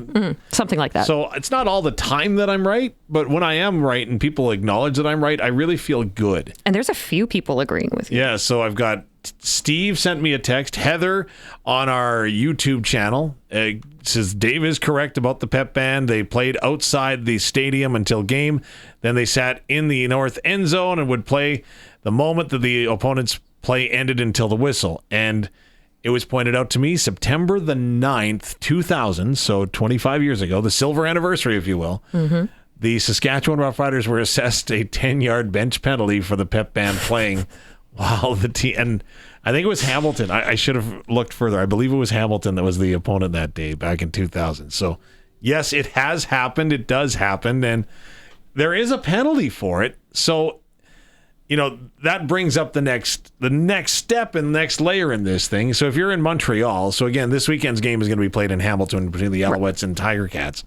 But if you're in Montreal, should the Alouettes be assessed a 10-yard penalty if people bring in the air horns? Or if they're pumping in sound, allegedly? Well, the pumping in of sound is very tough to prove, from what I understand, because nobody that's pumping in the noise is going to admit to doing it. Sworn to secrecy. There's an NDA somewhere in there. Yeah, exactly. But if you come in and these horns that apparently have been banned, now I don't know if it was a CFL or Montreal Alouette directive. I believe it was the CFL that stepped in and said, no, we're not doing this anymore. So if the CFL has said that that's a rule, should they be throwing a flag on that? You bring up an interesting point. I mean, a rule is a rule is a rule. Yeah. Right? Could you imagine now? The CFL Replay Center is going to be scanning the crowd, right? So no longer are we looking for the spot of the ball now. The Replay Review Center is going to look into the crowd, determining whether or not they can find an air horn. The command center being controversial? I know. It's shocking. That would never happen. What do you think? Let us know. Prairie Land Rentals text line. 306-936-6262. Yes, we have also been talking about the Jays. So we did get a text here from Dylan in Saskatoon, now entered to win West Final tickets. Devastating loss Saturday watching the Jays going back to Game 6 when the ball got lodged was unbelievable. If that didn't happen, they would have won that game, definitely. I must say, though, it was a great series. Not even a baseball guy, but I'll watch the Jays in the playoffs. It was very entertaining after watching. I may actually start watching more baseball now. I'm focused on the Riders, though. Coming away with a big W on Saturday. I know they got this in the bag. Dylan from Saskatoon. Well, Dylan is very much the optimist. So too are people on SportsCage.com. The poll question is, will the Toronto Blue Jays return to the World Series next year? 65% of people say yes. Like, again, there's a lot of hope. There's a lot of hope. It's also going to... How many returning players are they going to have Bo Bichette back? Question number one. That is the biggest question in my book. We asked Blake Murphy about it last week. He is a substantial piece on this roster. Again, free agency scares me, though. why hasn't he signed? But he says that he wants to play with Vladdy, and then the whole downplaying of he hasn't signed. It's not a big deal. Don't worry about it. But I'm again. So there's that piece. Yes. Obviously, something has to happen with the bullpen, I would suggest. Yeah, you're gonna have to bring in some pieces there, and Springer stay healthy. Well, yeah, that's true, right? The other, and again, this is how often I am wrong. Because when spring training broke in Dunedin and the Jays announced their roster and who was coming up, I was absolutely shocked they sent Addison Barger to the minors, which they won't do again. No. But I was shocked. How could you be bringing Ernie Clement? Ernie Clement cannot be an everyday player. And as we have now just found out in the postseason, I'm wrong. Yeah. I am extremely wrong. 30 hits in a single postseason. MLB record. Yeah. So Ernie Clement, and again, the things that he battled through, right? The injuries. So he had broke a bone in his hand. So in the last week of the regular season, he was playing through that. He's been hit by pitches. He slides in like he wears with pride the blown out knee on his underneath clothing, his Under Armour. But and I'm like, this guy's just a guy. Like he's just a ball player, right? Like he's such a gamer is the word that I want to use, because when the lights come on, he shows up. And I never ever thought that was going to happen. It's the show, man. It's the big show. You got to show up when it's time. But can he do it again? I think, personally, a lot of professional athletes that we've had the opportunity to speak with, they use moments like that Game 7, the feeling after that game, and they use that as fuel. Curtis, I don't know if you still have that clip of Ernie Clement, but this is just absolutely heart-wrenching to hear come out of his mouth. The only thing I can think of right now is spending this last night with all the boys, and I'm just going to miss them in the offseason. I couldn't wait to come to the field every day and just hang with everybody. And I've been crying for probably an hour, so I thought I was done with the tears, but I just love these guys so much. It was so much fun coming to work every day and, battling with these guys. And we have so much to be proud of, even though, it didn't go our way. All I care about is just hanging with these guys for, another couple hours. Ernie Clement, of course, with post-game comments. That's just, gut-wrenching. But you know what? This one text on the Prairie Land Rentals text line from Dylan, and I just want to throw it back, 306-936-6262. He mentioned the lodged ball. How much do you blame that lodged ball in Game 6? They could have played it right away. LA could have played it. The Dodgers outfielders, They just stood there. that's what you're supposed to do, though. You throw your hands up, the ball is lodged, it's done. The Dodgers knew what they were doing, because if they play the ball, then at least one run is going to score. I'm a homer. I'm sorry. Well, no, I understand that, and I'm not disputing that. As a Blue Jays fan myself, I'm like, come on. It wasn't really lodged that much, but that much apparently Was isn't enough. an argument. But you made a great point when you said that losses like Game 7 are going to stick with athletes, right? So, okay, it'll be interesting to see how this motivates the Jays moving forward. They've got some big decisions to make with their roster and their pitching staff, like Jose Barrios was left off and put on the IL, and apparently some hurt feelings, so on and so forth, right? Bring that full circle to what you heard Jeremy O'Day talk about. And if you missed Jeremy, you can find it on our podcast at sportscage.com or on the stream. And he talked about how last year's West Final was a motivating factor for this year's team. And I've seen that firsthand, because right away, right, Coach Mace, when he was talking with us, he said that we wanted to go ahead and hold that game here, the game that they had to go on the road and play in Winnipeg last year.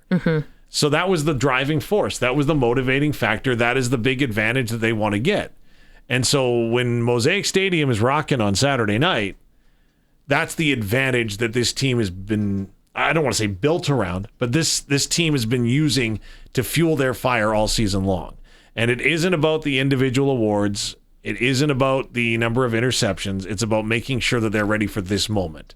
So they've gone ahead, they've rested players, they've done what they believe they've had to do, and making sure that this team, and Luke Mullender is going to go ahead and jump out car door at me right now because I said this team wants to hit their peak right now, and he believes that the athletes, and again, who am I to dispute Luke Mullender, but he believes that the athletes every game want to hit their peak for each and every game and do it 18, 22, 23 times a year.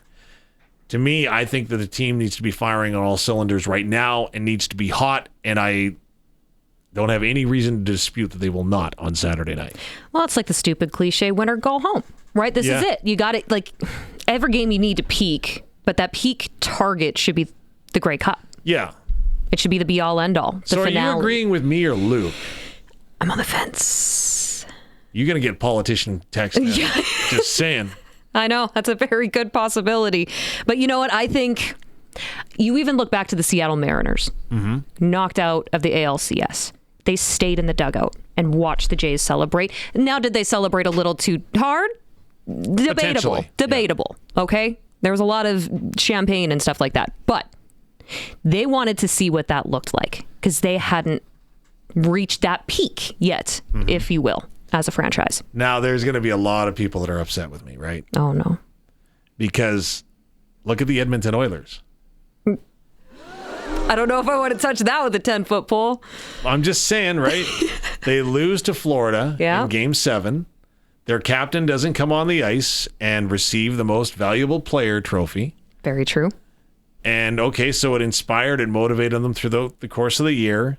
Yes, they were banged up going into the final against Florida. You could say Zach Hyman wasn't in the lineup, but it didn't get them to where they needed to go. Yeah, does McDavid have a ring? No, he does not. Well, he's got a wedding ring now. Wow. That's not the one I was referring to. We all know that. We all know that. I think it's going to be interesting to see how the Toronto Blue Jays do bounce back next season, though. I think it's going to be a fire in their belly. If they can maintain some of those pieces like Bo Bichette, then who knows? Maybe they will be back. I'm curious what the career trajectory of Jeff Hoffman is going to be.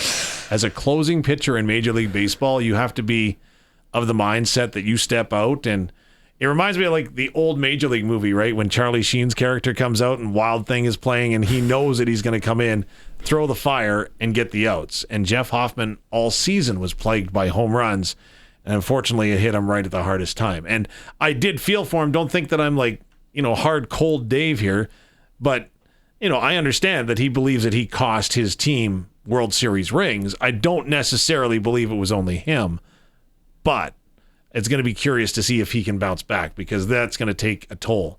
What was it? Mitch Wild Thing Williams for the Philadelphia Phillies back in the day, right? Was that right? I think I got that right. Again, people will tell me on the text line when I'm wrong. If you're wrong. But again, right? So when he got beat up by the Blue Jays in the postseason, he was never the same. He was basically done. Yeah. I don't know. It's still fresh for a lot of people, and I know that we're harping on it a little bit, but it's the reality of the situation. I mean, this is the thing about pro sports. You win some, you lose some. The Jays, unfortunately, couldn't get it done, but that was still one of the most exhilarating baseball games I have ever watched. And it truly does bring you back to that 2015 year or that season, the 2016 era, when they really went all out at the deadline. They picked up Troy Tulowitzki and David Price that season. Like, they went for it, but this time they were so close. They were 2 outs away, and I think that's what hurts for Toronto Blue Jays fans the most, especially considering here in Canada, we have not really had a whole bunch of luck in the Stanley Cup playoffs either. No. And that's a good question you brought up, too.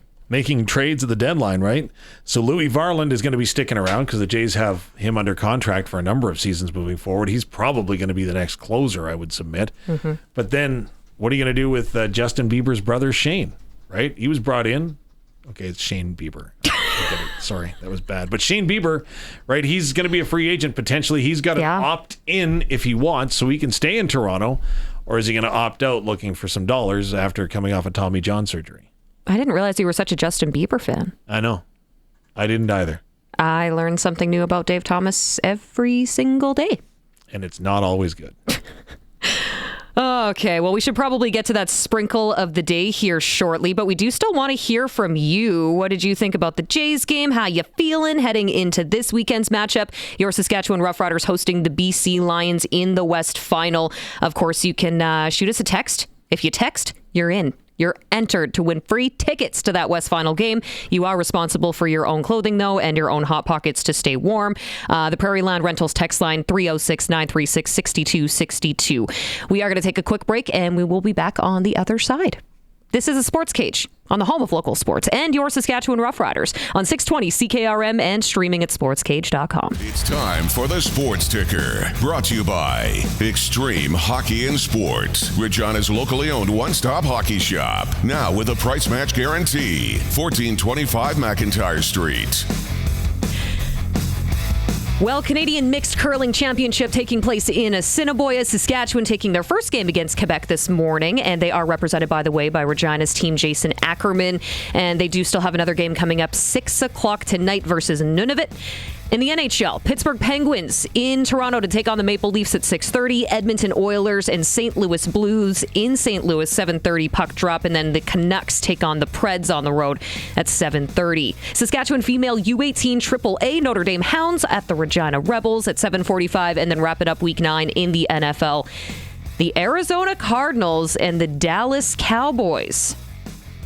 That might have to be our sprinkle of the day a little bit later on. Oh, right on. I'm in. Because I know we got a Cowboys fan over here. Yeah, that first kickoff, by the way, 7:15. That is your sports ticker. Well, I'm Teagan Witko. Yes, your Monday host of the Sports Cage. Behind the board, keeping us on the air and on the stream. That's Curtis. And then, of course, I am also joined by Dave Thomas, voice of your Saskatchewan Roughriders. But right now, we have a special guest joining us on the Western Pizza Guest Hotline. It's time for Double Talk with Saskatchewan Roughrider legend Darian Durant. Double Talk is brought to you by Campbell's Safety Consulting. At Campbell's Safety Consulting, we work towards helping companies create a competitive edge by executing a proactive health and safety program. Yes, Darian Durant joins us now on the Western Pizza Guest Hotline, coming off the semifinals in the CFL. Oh, there's nothing that beats playoff football. But Darian, we are coming into this weekend's West and East finals, and you know what? Got to admit, the Lions, they're coming into the game pretty hot against the Riders. They beat the reigning Grey Cup champs. From your vantage point, when a team like that rides momentum into the playoffs, what do you think will be the biggest key to success for the Riders this weekend? Well, I think they're going to have to match BC's big playability. I think Nathan Rourke has shown throughout this season that he is capable of the big play. The receivers for the BC Lions have been having a tremendous season. And I think the Riders should be able to take advantage of some of the holes in this Lions secondary. VA showed last week that he could take advantage of some of the holes throughout the season. BC's defense just seemed to struggle or couldn't put it together week after week to show some consistency. So I think there'll be some opportunities for the Riders to go downfield and take advantage of the secondary. But, you have to match BC fire with the way Nathan Rourke has been playing this season. Darian, since the first half ended in BC, I have been dying to ask you this question. Vernon Adams Jr. ran out of time on the clock. Is that on the coach or is that on the quarterback? If he was younger, then I would say, the coach has to be in his ear a little bit. Maybe the coach's fault. But VA is such a vet in this league, and he's been through pretty much every single scenario. So you have to give him majority of the blame for this. He's out there on the field.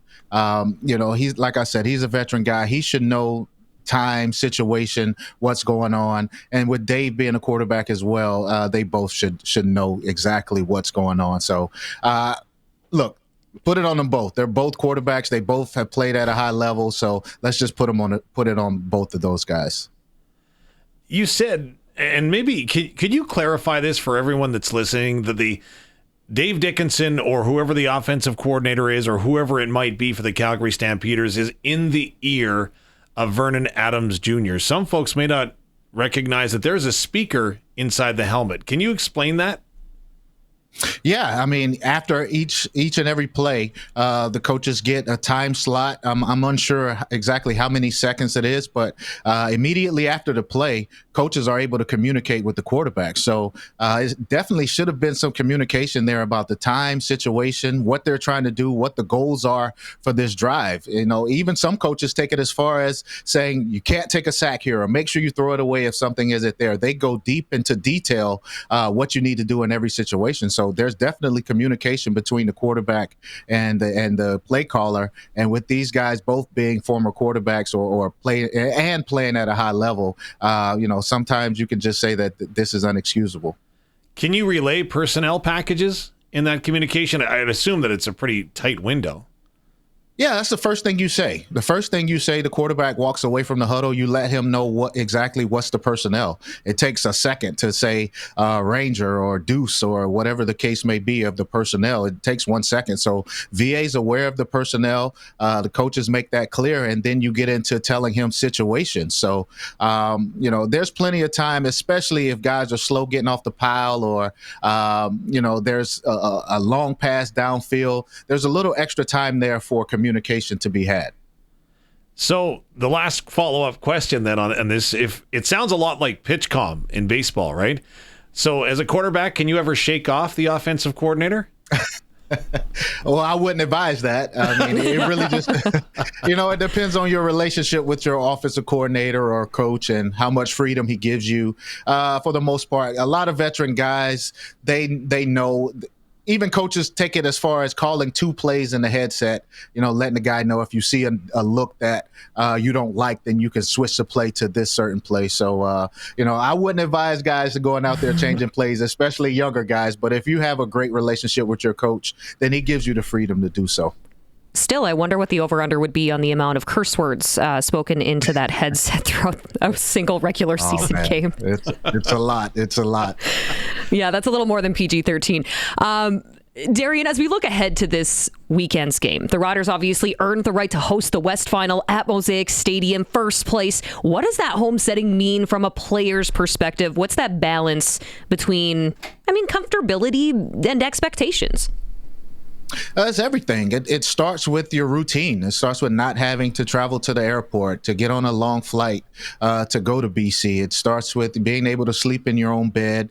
Waking up in the morning, you're in your own. You can cook a nice breakfast for yourself. It's all about routine. So when you can have that playoff game at home, you're comfortable. You can, take care of your body, whether it's stretching, massages. All of your preparation is done, and it makes it that much easier. It's very hard to do those things on the road. So for the guys, it's all about staying in routine, and then not to mention the fans and the type of atmosphere you have during the playoffs. It's revved up, I would say 10 notches at playoff time when you can get that game in Regina. The fans will be super excited for this game, and there's no better environment playoff time than in Regina. Are you going to be one of those loud fans screaming in the stands this weekend? I'm thinking about it. I'm still making some last minute decisions here. I'm begging the wife, give me a chance to come. I really want to catch this game live. Can you tell me, Darian, you started talking about cooking, and so that's, of course, where my mind went. I obviously spend too much time with Mullender. But did the Calgary Stampeders give the Saskatchewan Roughriders any recipe pieces for how you beat the BC Lions this week, even though they fell?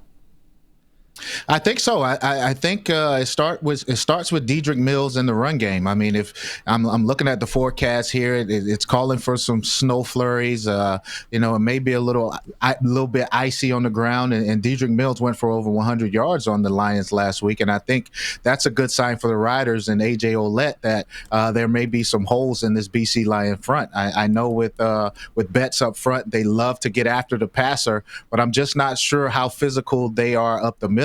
So that's for one. And then two, the secondary. I mean, VA showed that you can go downfield and attack this Lions secondary. And like I said earlier in the season, the secondary was just giving up big play after big play for 7 to 8 weeks to the season. So if the Riders can find some opportunities, find BC in some coverages that they may seem to be favorable for their matchups, then I think they can exploit this BC Lions secondary.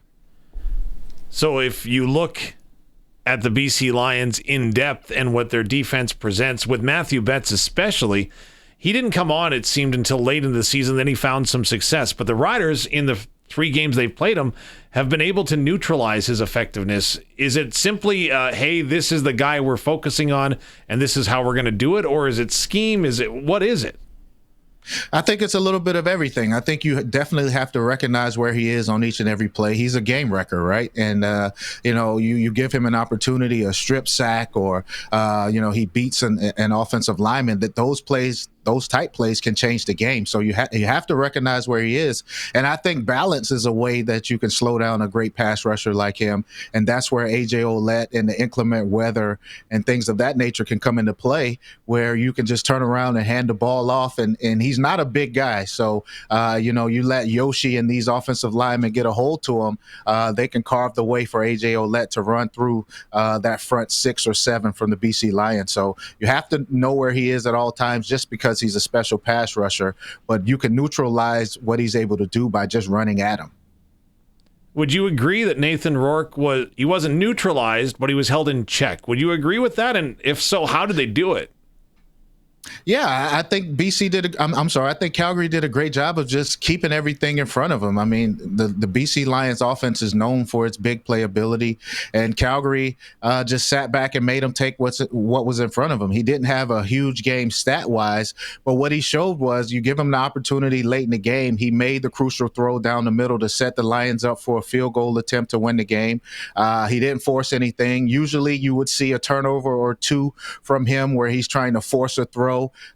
He kept that under wraps. So, even though he didn't have his normal explosive game in the stat column, he made the plays when it was necessary for his team. And, he kept them in situations that were favorable. And when you don't turn the ball over in playoff games, you definitely give yourself a chance. So kudos to him for protecting the ball and making sure he got the ball in the hands of his playmakers and not put the team in harm's way. And Justin McInnis, what we saw, if you're watching the stream at sportscage.com, you saw the catch that he made to set up the game-winning field goal. And to me, and again, this is my untrained eye, Darian, to me it looked like the Lions really liked the matchup that they had with the zone and Justin McInnis and tried to exploit that. Does something like that come out in film study every week? Hey, this is one matchup that we need to take advantage of?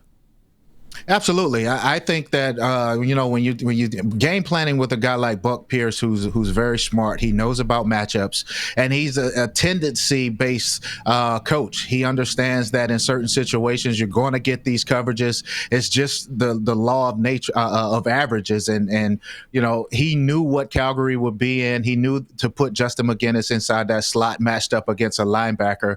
And it was just a great call for that situation. So, look, offensive minds, they know how to put the guys in great positions to make plays, and that was just a great call. And I would have loved to see Calgary play a little bit of man-to-man in that situation to kind of be able to neutralize a receiver going against a linebacker. But, when you're dealing – it's a game of chess, and Buck made a great call, and it was a hell of a throw from Nathan down the middle to this. So when we shift things out east, because we know the Roughriders and the Lions are going to be playing this Saturday, but also on the other side of the country, we're also going to see a different matchup happening. Bo Levi Mitchell versus Davis Alexander, of course, with the Ticats and the Montreal Alouettes. How do you like that quarterback stack up?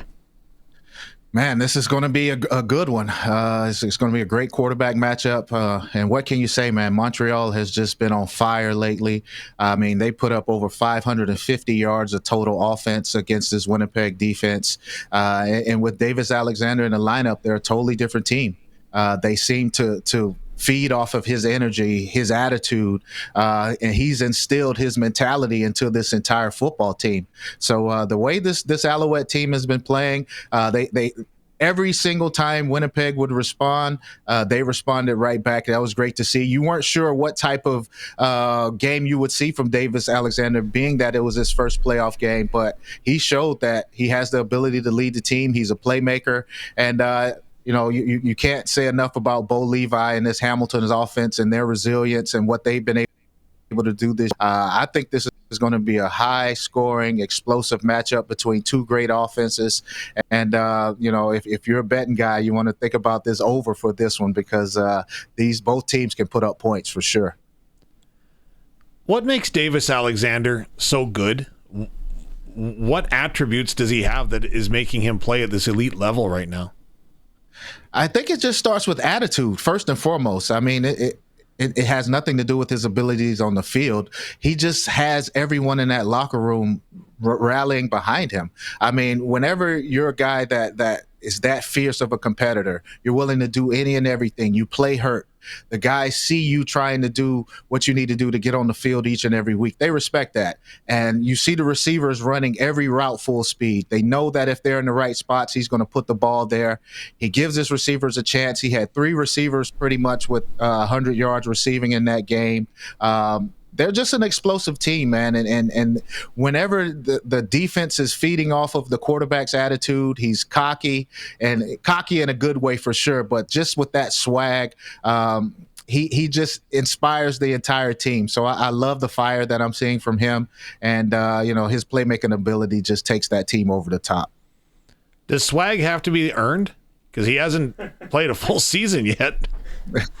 I think he's shown that he's the best option for this team, first and foremost. So the guys know that in order for them to win, their best chances are with him under center. That's first and foremost. So when you know that as a team and when he's on the field, and he has that swag, he has that attitude. You heard his comments last week about, with going back and forth with Willie J from Winnipeg, said, come on down to Montreal. And, when guys hear that and you have a guy that's willing to go out there in a street fight with you see the white tank top he has on. So it's kind of like an old school bar brawler mindset. I mean, the team takes on that attitude and they're willing to do everything to have his back. So you have to love that. Did you feel at one point in your Roughriders career that the team took on your attitude? Because, again, you weren't shy about being confident in your abilities, and I don't think you had to be. Yeah, absolutely. And I said it, I think, a week or two ago that I see a lot of similarities in myself and Davis Alexander when it comes to just the fiery, being fiery, a leader, and not afraid to say some of the things that, would be bulletin board material in some cases that coaches may not like. I mean, it's just about you believing in your ability, you believing in your team, you feeling like you can go out there and make plays against anybody in the league. I mean, you have to have that type of attitude in this gladiator sport. And, they say that there's a borderline between arrogance and cockiness, and I think he floats on that line in a good way. And his teammates love it. So I definitely see some comparisons between him and myself. And, whenever you have guys like that, the team definitely rallies behind you. Now, without looking too far ahead, I'm going to look too far ahead. Next Saturday in that East Final, who do you think the Riders want to see between the Montreal Alouettes and the Hamilton Tiger Cats? Who do you think, if you were in Trevor Harris's shoes, the Riders would have the best chances at beating if they do happen to get past the BC Lions next week? I would say Hamilton. I think everyone would agree with me in that case. The Riders, pretty much handled Hamilton pretty easily this year. One of their losses, I think they split against Montreal, if I'm not mistaken. And, Noel Thorpe is a hell of a defensive coordinator. We're sitting here speaking on Davis Alexander and that offense, but we can't forget about Noel Thorpe and what he's able to do with these young guys defensively. In my opinion, he's a mastermind at game planning. So, Montreal is a tough team to play for the Riders. They match up well with the Riders. So if there was, you asked me who would I rather see and who would I think the fans would rather see, I'm sure everyone would say Hamilton Tiger Cats. I'm going to jump back to that Winnipeg-Montreal game for just a second. You've been inside locker rooms. You understand how this works. And was it Noel Thorpe that dictated that the Winnipeg Blue Bombers couldn't run the ball, or was it the offensive coordinator that dictated that they didn't want to hand the ball off to Brady Oliveira? There's a lot of attention being given in Winnipeg right now that, hey, why would we not hand the ball off? And I don't know, Teagan, if you'd agree. If we're paraphrasing Wes Cates, he would say that every game he had the argument that he wasn't handed the ball enough. And I'll just leave that argument there. But yeah, he would agree. When you get down into the nuts and bolts of a game plan and even into a game situation where maybe things are going the opposite direction of you think they would, what happens? What's that dynamic between quarterback and coach or running back and quarterback in the midst of a game?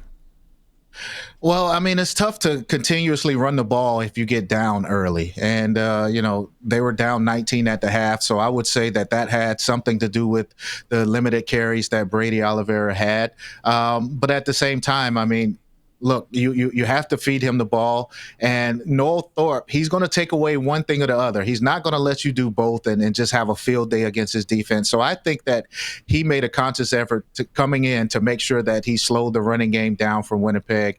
He wanted to put Zach in situations where he had to throw the ball. And, I hate to say it, but sometimes if you look at it like this, if you can get a good hit on a guy that's been known to be kind of fragile, so to speak, then you put them in passing situations and you give line and linebackers a chance to tee off on them.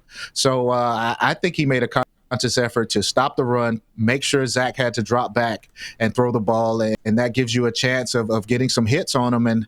And I hate to say it, but as a defensive coach and some defenders, you want them to be okay, but you don't want them to get up and be healthy enough to finish the game. So I think that's the mindset that Montreal had. And kudos to Zach. He took some big hits. He got right back up. He had a hell of a third quarter. Bringing the team back. He made some crazy throws in that game. And, those big play receivers from Winnipeg did a great job of going up, making plays. So kudos to them for coming back and making it a game. But, Noel Thorpe definitely wanted to take the run game away, and he did that. And is that Scott Milanovich's mission then this week, to make sure that his Hamilton Tiger Cats can move the ball on the ground and continue to be multidimensional? You have to. I think you have to keep this Montreal offense off the field.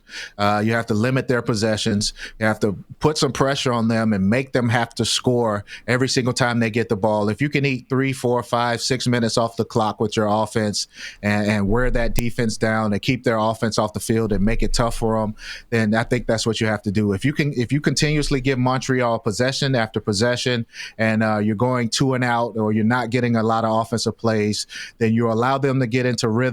And when we've seen over the second half of the season that when this Montreal offense gets into rhythm, they're hard to stop. How hard is it to play in Hamilton?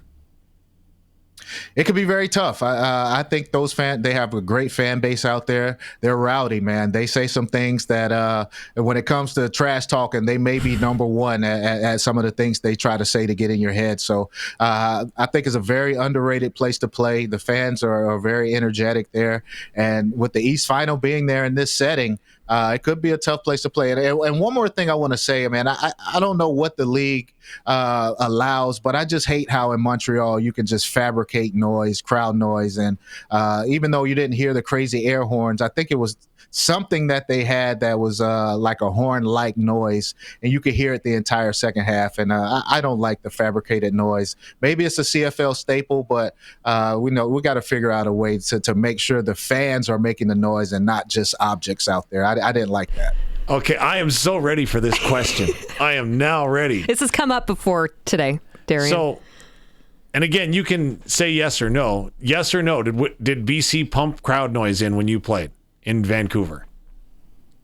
Yeah, they did. They did. They like to get over the loudspeaker and try to even have the announcer be as loud as you can until the referee blows the whistle, which in my opinion, when the announcer can get on the loudspeaker and put noise into the stadium, that's an unfair advantage for the defense as well. So, look, you can't knock BC because they do it in Montreal. I think you hear some bells in Saskatchewan. You hear different things across the league. So there's some sort of fabricated noise in each and every stadium, I think. But, if that's a CFL staple and that's how it's done, then so be it.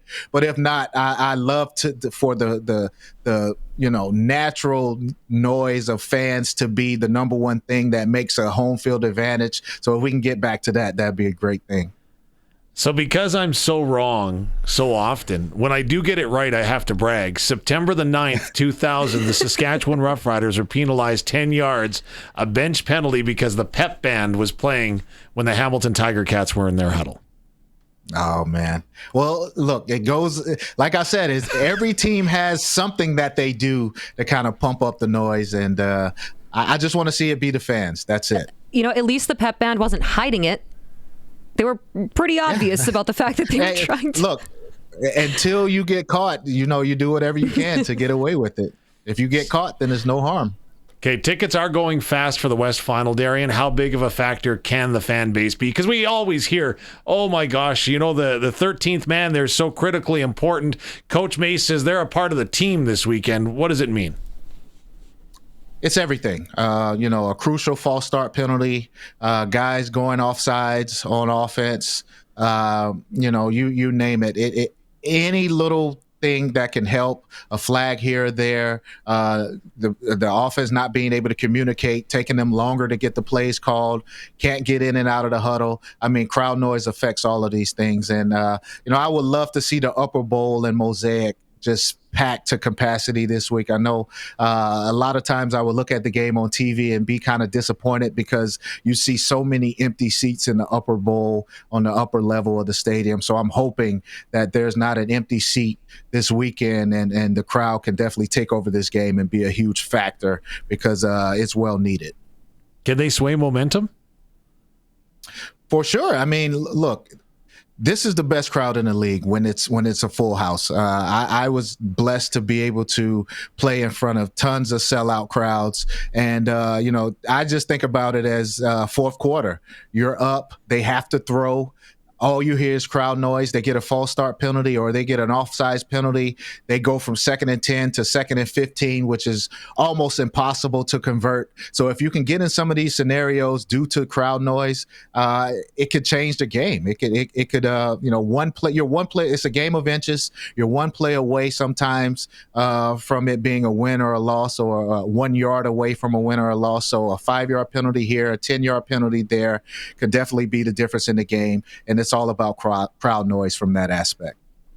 My count might be off, Teagan, but I think about a dozen people have offered up their coach this weekend if you want it, Darian. Wow. I take that. Thanks, guys. I really appreciate it. You'll always be taken care of here in Saskatchewan. But enjoy the game. Darian, thanks so much for taking the time to do this today. All right. Thank you so much. Go Riders. Let's get this done.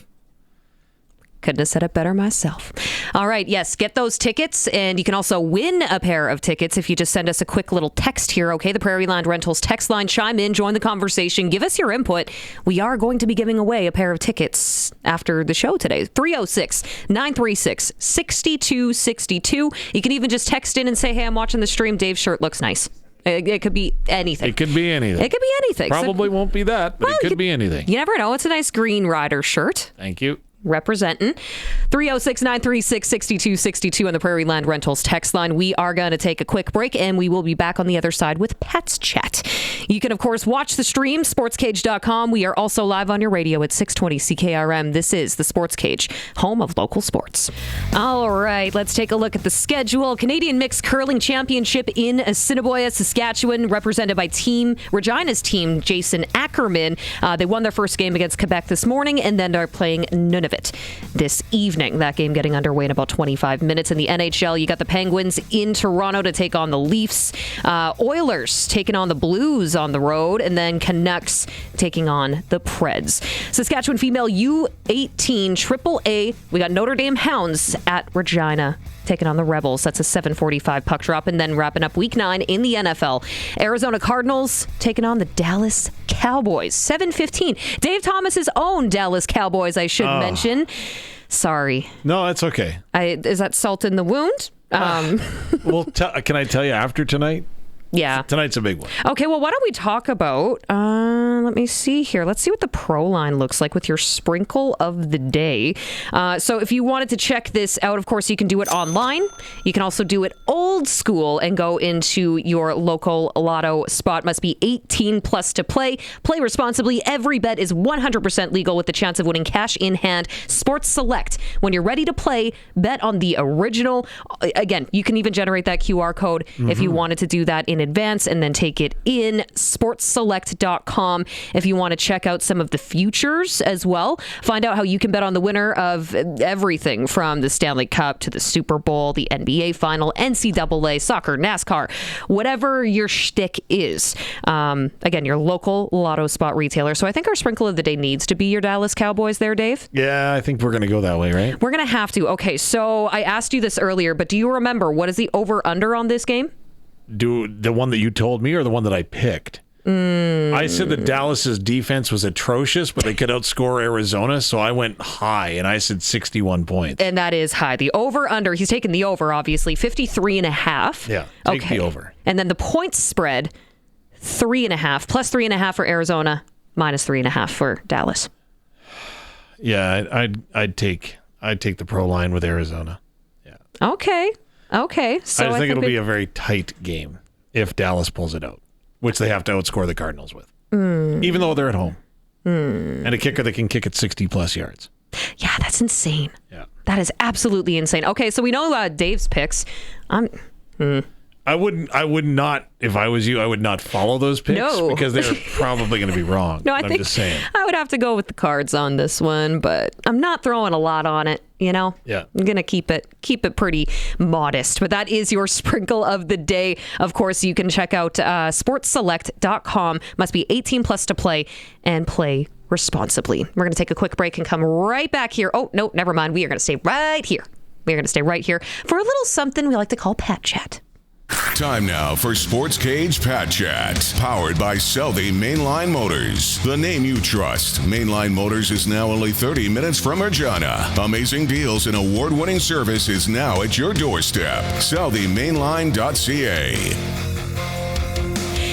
Yes, it is Pat's Chat, brought to you by Southey Mainline. Again, I'm Teagan Witko, your Monday host of the Sports Cage, joined alongside voice of your Saskatchewan Roughriders, Dave Thomas, and Curtis behind the board, keeping all of us in check. But we do also have a guest joining us for Pat's Chat this week. Dayce Derkatch of your Regina Pats. First and foremost, thanks for taking time to come see us. I know you got a game tomorrow, Dayce. Oh, well, thank you for having me. I'm super excited to get this thing going. Well, and as you were coming in, we were wrapping up a conversation with Darian Durant, and you are quite familiar with Darian Durant. Would you say that he's your favorite rider of all time, or would you have to go with someone else? He's not listening, so don't feel obligated to say him. Yeah, he's got to be up there, but I think my favorite has got to be Duran Carter, just because of that catch. I'll always remember that. I was at the game as one of the very few that I've been to, but that catch was unreal. Okay, I can understand that. 100%. 18-year-old forward with the Pats. Tell me about the season so far. You get a big win, outscoring an opponent literally in Brandon on the weekend. Yeah, you know what? The team's coming along for sure. We started off pretty rough there. I think we were 1-6, 1-7, and we've turned it around here. So I'm looking forward to the next few games here coming up. So you made the move back to your hometown after being traded from the Raiders to the Pats, and you're not the only local product on this roster. So how does it feel to come home playing for your hometown team? Yeah, you know what? It's awesome. Having hometown guys, they know what it's like to be in Regina and how much role models we are in the community. So how we carry ourselves in public, and everyone looks up to us. So I think that the hometown guys have a pretty good taste of what that's like, and you know what? They're just all great guys in the room. So it's awesome to have so many hometown guys around the room. And being able to sleep in your own bed probably doesn't hurt. Yeah, and mom's home cooking is pretty good too. I love that. So. Nothing beats it. Pre-game meal? My pregame meal, I usually go with a pasta, and then I have some salad on the side. I like to mix my vegetables in there. So, yeah. You're just saying that because you're on the radio and streaming on sportscage.com. Now, Dayce, your dad is Dale, of course, right? So first of all, never complain about the billets because it's not going to be heard by the general manager of the team, just so you're aware. But one of my favorite things with my kids is when we get to ride home from the rink together. And we'll break down the game, we'll dissect the game. What's that like for you? Yeah, you know what? My dad, for me growing up, he's the reason where I am today. He such a smart hockey mind, and he knows everything there is to know about the game. He's truly a role model and my hero for sure. I look up to him each and every day. But we don't really have car talks like that anymore, but he still analyzes my game and gives me some good pointers on what I should do for the next one. So do those pointers come over supper and pasta or anything, or how does that dynamic work? Yeah, it's usually over supper or when we have some time. Usually the whole family listens in, which is you know what, sometimes nice, but sometimes my brothers get me in. But yeah, no, it's a weird dynamic, but we're working it all out, and it's going just fine. I'm glad I made the decision to come back to Regina. And you were offered that opportunity to make the decision. How did that conversation go? You're 18 years old, you're living in Prince Albert, and you've got an opportunity to come home. How did that fall into place? Yeah, you know what? It just kind of fell in my lap. I didn't really know what was best for me when I was first approached by my dad. I took some time to sleep on it for sure. I took a couple days, I think, and just decided that the best decision was to come here to a younger team. I have a year in the league, so I can help out some of these younger guys like Schultz and Liam Pugh. And I think it was just ultimately the best decision for me just to be back home. When you look at the Prince Albert Raider organization, a young head coach in Ryan McDonald there, again, a general manager that has been around for a while, and I'll get in trouble if I make another age joke with Curtis Hunt, but tell me about that organization and what the opportunity that they gave you to get into the league. Yeah, you know what? I have nothing bad to say about PA. It's a great community. It's a tight community. Everything's so close there, and everybody's so close. The team, such a tight group, and the culture there that they've created is really something special. So, you know what? Nothing bad to say about them, and it's no surprise that they're doing so well this year. Making that transition to the WHL last season, what were some of the biggest learning curves? You know what? The biggest learning curve is how important the game is, how serious everybody takes it. You know what? In midget and bantam hockey, I mean, people aren't showing up 2 hours before practice or watching film or stretching, or taking care of your body how they do in the WHL. I think that was the biggest learning curve for me, is that this is your job. You have to go out there and perform every night. And if you don't, you could lose your job just like that. So with this being a new chapter, a new-ish environment, you're obviously familiar with Regina being from here, but with the local expectations, and a new role, what would you consider to be a success this season? What are some of the goals that you have? Is it, leadership expectations, point targets, anything that you've set your sights on this season? Yeah, you know what? Everybody looks at the points, and but for me, I just want to be a good character guy. I want to be, like I said before, we've got a lot of young guys. I want them to be able to come to me and talk about the league or anything, any of their problems. I want to be that guy to them. And ultimately, we want to make the playoffs this year. You know what? We have the team here that we can definitely do it this year. So we're hoping to crack that playoffs and hopefully go on a run. Coaches have complimented you on your 200-foot game. How much pride do you take in that, and how much did you have to learn to do that? Yeah, that's definitely something that has been harped on me since I was a young guy coming up, especially from my dad. He, you know what? If you don't play a 200-foot game, you're not going to make it very far. So I think that's something that I've just been taught, and my mantra is to go out there and be the hardest working player on the ice every time you're out there. So I think that I try and do that each and every night. I don't want to get you in trouble, but I do want to ask the question. You never preface a question that way. So have you watched YouTube highlights of your dad and some of the goals that he scored? There's some amazing goals that he put in the back of the net. But did he play a 200-foot game? You don't have to answer. You know what? Some of those goals are unbelievable. I know, right? But I'm going to tell you, the goalies back then had these little pads, and they came out to the ringette line trying to poke check them. So, you know what? If I was playing back then, I think I would have a couple just skate around the goalie like he did. But no, you know what? I look up to him each and every day. So, yeah, he's awesome. Of course, Dayce and the Regina Pats going to be on the ice tomorrow night against the Calgary Hitmen as they come to town. It's the I Love Regina game. This is the inaugural, the first time they've ever partnered with the city to put on something like this, and you get to be a part of it as a local person, as a local player, pardon me. How cool would it be to see the Brandt Center just packed for that game? Yeah, I mean, that's ultimately the goal. That would be so cool. I remember the Brandt Center when Bedard was here. It was unbelievable. That the fan base here is just great. And we're doing half-price tickets, and hopefully we fill that arena. Can I test you to see how much you do love Regina? You can give me. All right. Local Regina guy. Rapid-fire questions. Your favorite Regina food? Favorite Regina food? I'm going to go with, I like Eastside Mario's. It's a place in the East End. Okay. I really like the pastas, the soup, the salad from there. So that would be the place that I would go. Okay. Favorite thing to do outside of the rink in Regina? That would be going golfing. I had a membership at the Regina Royal this summer. I love golfing with my brothers. Ever been to the Science Center? I think I have when I was in maybe grade 3 field trip, but not recently, no. Best ODR? Best ODR is the one near WF Ready in the East End. Been to the legislature lately? Not lately, no. When's the last Riders game you went to? Last Riders game I went to was 2 years ago. They played against the Montreal Alouettes. How many detours did you have to make on your way here to the studio today in traffic? No, that wasn't that one. Yeah. We still love Regina. That's a date question. I'm just throwing that out there. We do love Regina. Yeah, they're fixing the roads. They are fixing the roads. There you go. Slowly but surely.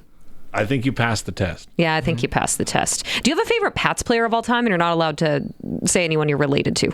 My favorite Pats player of all time is Tanner Howe, just because he plays a 200-foot game, and that's the game that I would want to play. He works so hard on both ends of the ice, and as you see, he's earned his contract in the NHL. So that's who I look up to for a Pats player. Awesome. Okay. Love that. Dayce Derkatch, our guest here on Pat's Chat today. Thank you so much for doing this. Yeah, thank you guys for having me. I appreciate it. Of course. He's got a game to go get prepared for tomorrow. So that was, of course, Pat's Chat, brought to you by Southie Mainline. Fresh trade, a 2004 top model limited Ram 1500 with only 30,000 kilometers. 3 was hard for me to say there. Wow. It has a 5.7 liter Hemi. They also have a bunch of $20,000 all-wheel drive SUVs ready to help you conquer the winter, because it is inevitable. As soon as construction season ends, there you go. Winter begins. Thanks for bailing me out. You're welcome. And the snow removal is great. So, yes. There you go. See? We love Regina. We love Regina. Tickets on sale for that game tomorrow night if you want to watch the Pats and Hitmen go at her. Also, we do have some tickets to give away to that game. So if you'd like to win a pair, text in your name as well as the word Pats to the Prairie Land Rentals text line 306-936-6262. Again, Pats along with your name, and you could win. We'll be back in a flash, okay? This is the Sports Cage, the home of local sports on 620 CKRM and streaming at sportscage.com. I'm Teagan Witko, your Monday host of the Sports Cage, alongside Curtis behind the board, keeping us in check, and Dave Thomas, the voice of the Saskatchewan Roughriders, who I think just banged up his hand on the desk or something. Knee. Oh, you okay? Just like the kid at Christmas, always got to hit the table leg, right? Sorry. Poor Dave Thomas. But we are here. We got a couple more minutes on the show today, and we want to talk about some curling. Big announcement last week with the Grey Cup being announced to be in Saskatchewan in 2027. This morning, fast forward a week, we got another announcement. The Brier is coming to Saskatoon same year in 2027. So it's going to be a big, big year for Saskatchewan, especially the spinoff on the economy. Curling is alive and well, right? Canadian mixed curling event in Assiniboia this week. Canadian curling trials in November. The Grand Slam of curling in Saskatoon this December. And now preparations are underway for the Brier to make its return to the land of the living skies. And here to talk to us about that 100th anniversary of the Montana Brier returning to the province, of course, we have our next guest queued up, ready to go, Kirk Myers. Thanks for joining us. Hey, thanks for having me. I appreciate it. That's exciting news today. That's very exciting news. So I can imagine that you're pretty pumped about this curling in Saskatchewan. Does it get any better than that? No, it doesn't. I think the ship has sailed for me to play in a Saskatoon Brier, but when you hear something like that, you kind of think you might dust off the shoes and play another year. But I've said it a million times, playing in Saskatchewan is the best place in the world to play curling, and I think it's the best place in the world to watch curling, too. The crowds are pumped, they're into it, and it's just a great atmosphere at those events. So I'm looking forward to 2027. That's going to be a fun one. Kirk, it's great to hear your voice again, and I know that you are still doing and competing in doubles curling right now, but you have played at a Brier before. What's that atmosphere like? And for an athlete to have the opportunity potentially to do it at home, what would that mean? Oh, yeah, it's so cool. I mean, I remember a couple of years ago, I watched every draw in Regina when I was down in Regina, and McEwen and Flash and the Marsh boys had a good run. I mean, it was so cool to watch them and watch the hometown crowd go nuts on their every move. We were lucky enough to play in one back in 2018 in Regina, too. And I got to play in a few Briars, and I mean, the first one, you always remember your first Briar is amazing, and that was in Kamloops, but the Saskatoon Regina Briar that I got to play in was unbelievable, and it's great for all the teams, not just the Saskatchewan teams, but for the Saskatchewan teams, it's like on steroids. It's so amazing, so much fun, and for curlers, you don't get that every day, right? You go from you might be playing in the curling rink for 10 weeks in a row, and then all of a sudden you get to go and play in an arena full of 6,000-7,000 people. Watching your every move, it's crazy for curlers to experience that. So it's one of the coolest experiences you get as an athlete to play in those big buildings, but especially for the hometown crowd for Saskatchewan curlers, it's so cool. It feels weird to say that this is the centennial Briar that is coming to Saskatchewan, but that's got to speak to the longevity of this sport. And how do you see it potentially looping in the next generation of curlers? Yeah, I think so. I think we've seen some great growth in the last maybe 10 years of the game, and the more youth are getting into it every year. I think the game is becoming more and more professionalized and athletic than we've ever seen. So a lot of more kids are excited to see it, and the access to it, and you see it so much more on TV, and you see it so much more in the media and stuff than maybe we did growing up. And I think that gets the youth excited about it as well. And I think, the fact that Curling Canada gave it to Saskatoon again for the 100th anniversary is really cool, because I remember back in 2004 when I was just a kid, it was the 75th anniversary, and again in Saskatoon. So I think that speaks volumes for what, the powers that be at Curling Canada, what they think of curling in Saskatchewan, and then they feel like, these big, the big years need to come back to Saskatchewan, where there's super deep curling fans. Kirk, we often hear about the quadrennials, and that's the big talk right now in curling, right? And obviously you have performed and trained to reach your peak at a certain point. How many athletes in Saskatchewan do you just think reset their peak to represent our province in 2027?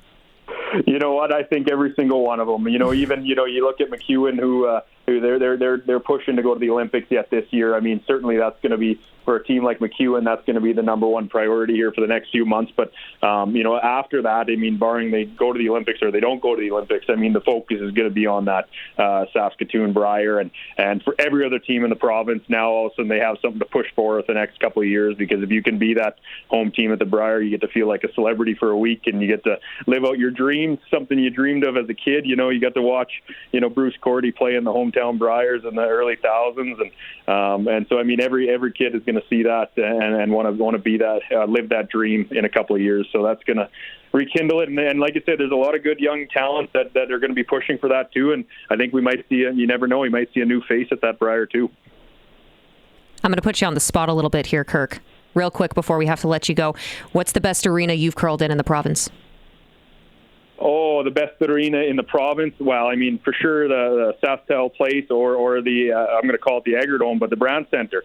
Those are the two that take the cake. I mean, the size of them, you walk into them and you just go, wow, is it huge? We got to play the Olympic trials back in 2021 at SaskTel Center, and I mean, for me that was so cool because I watched that growing up. I watched Bruce Cordy play that in 2000 and 2004, and it was just bigger than life. And then you get to walk out of that ice and you go, holy smokes, I get to play here. So in a big arena like that, it just doesn't get any better.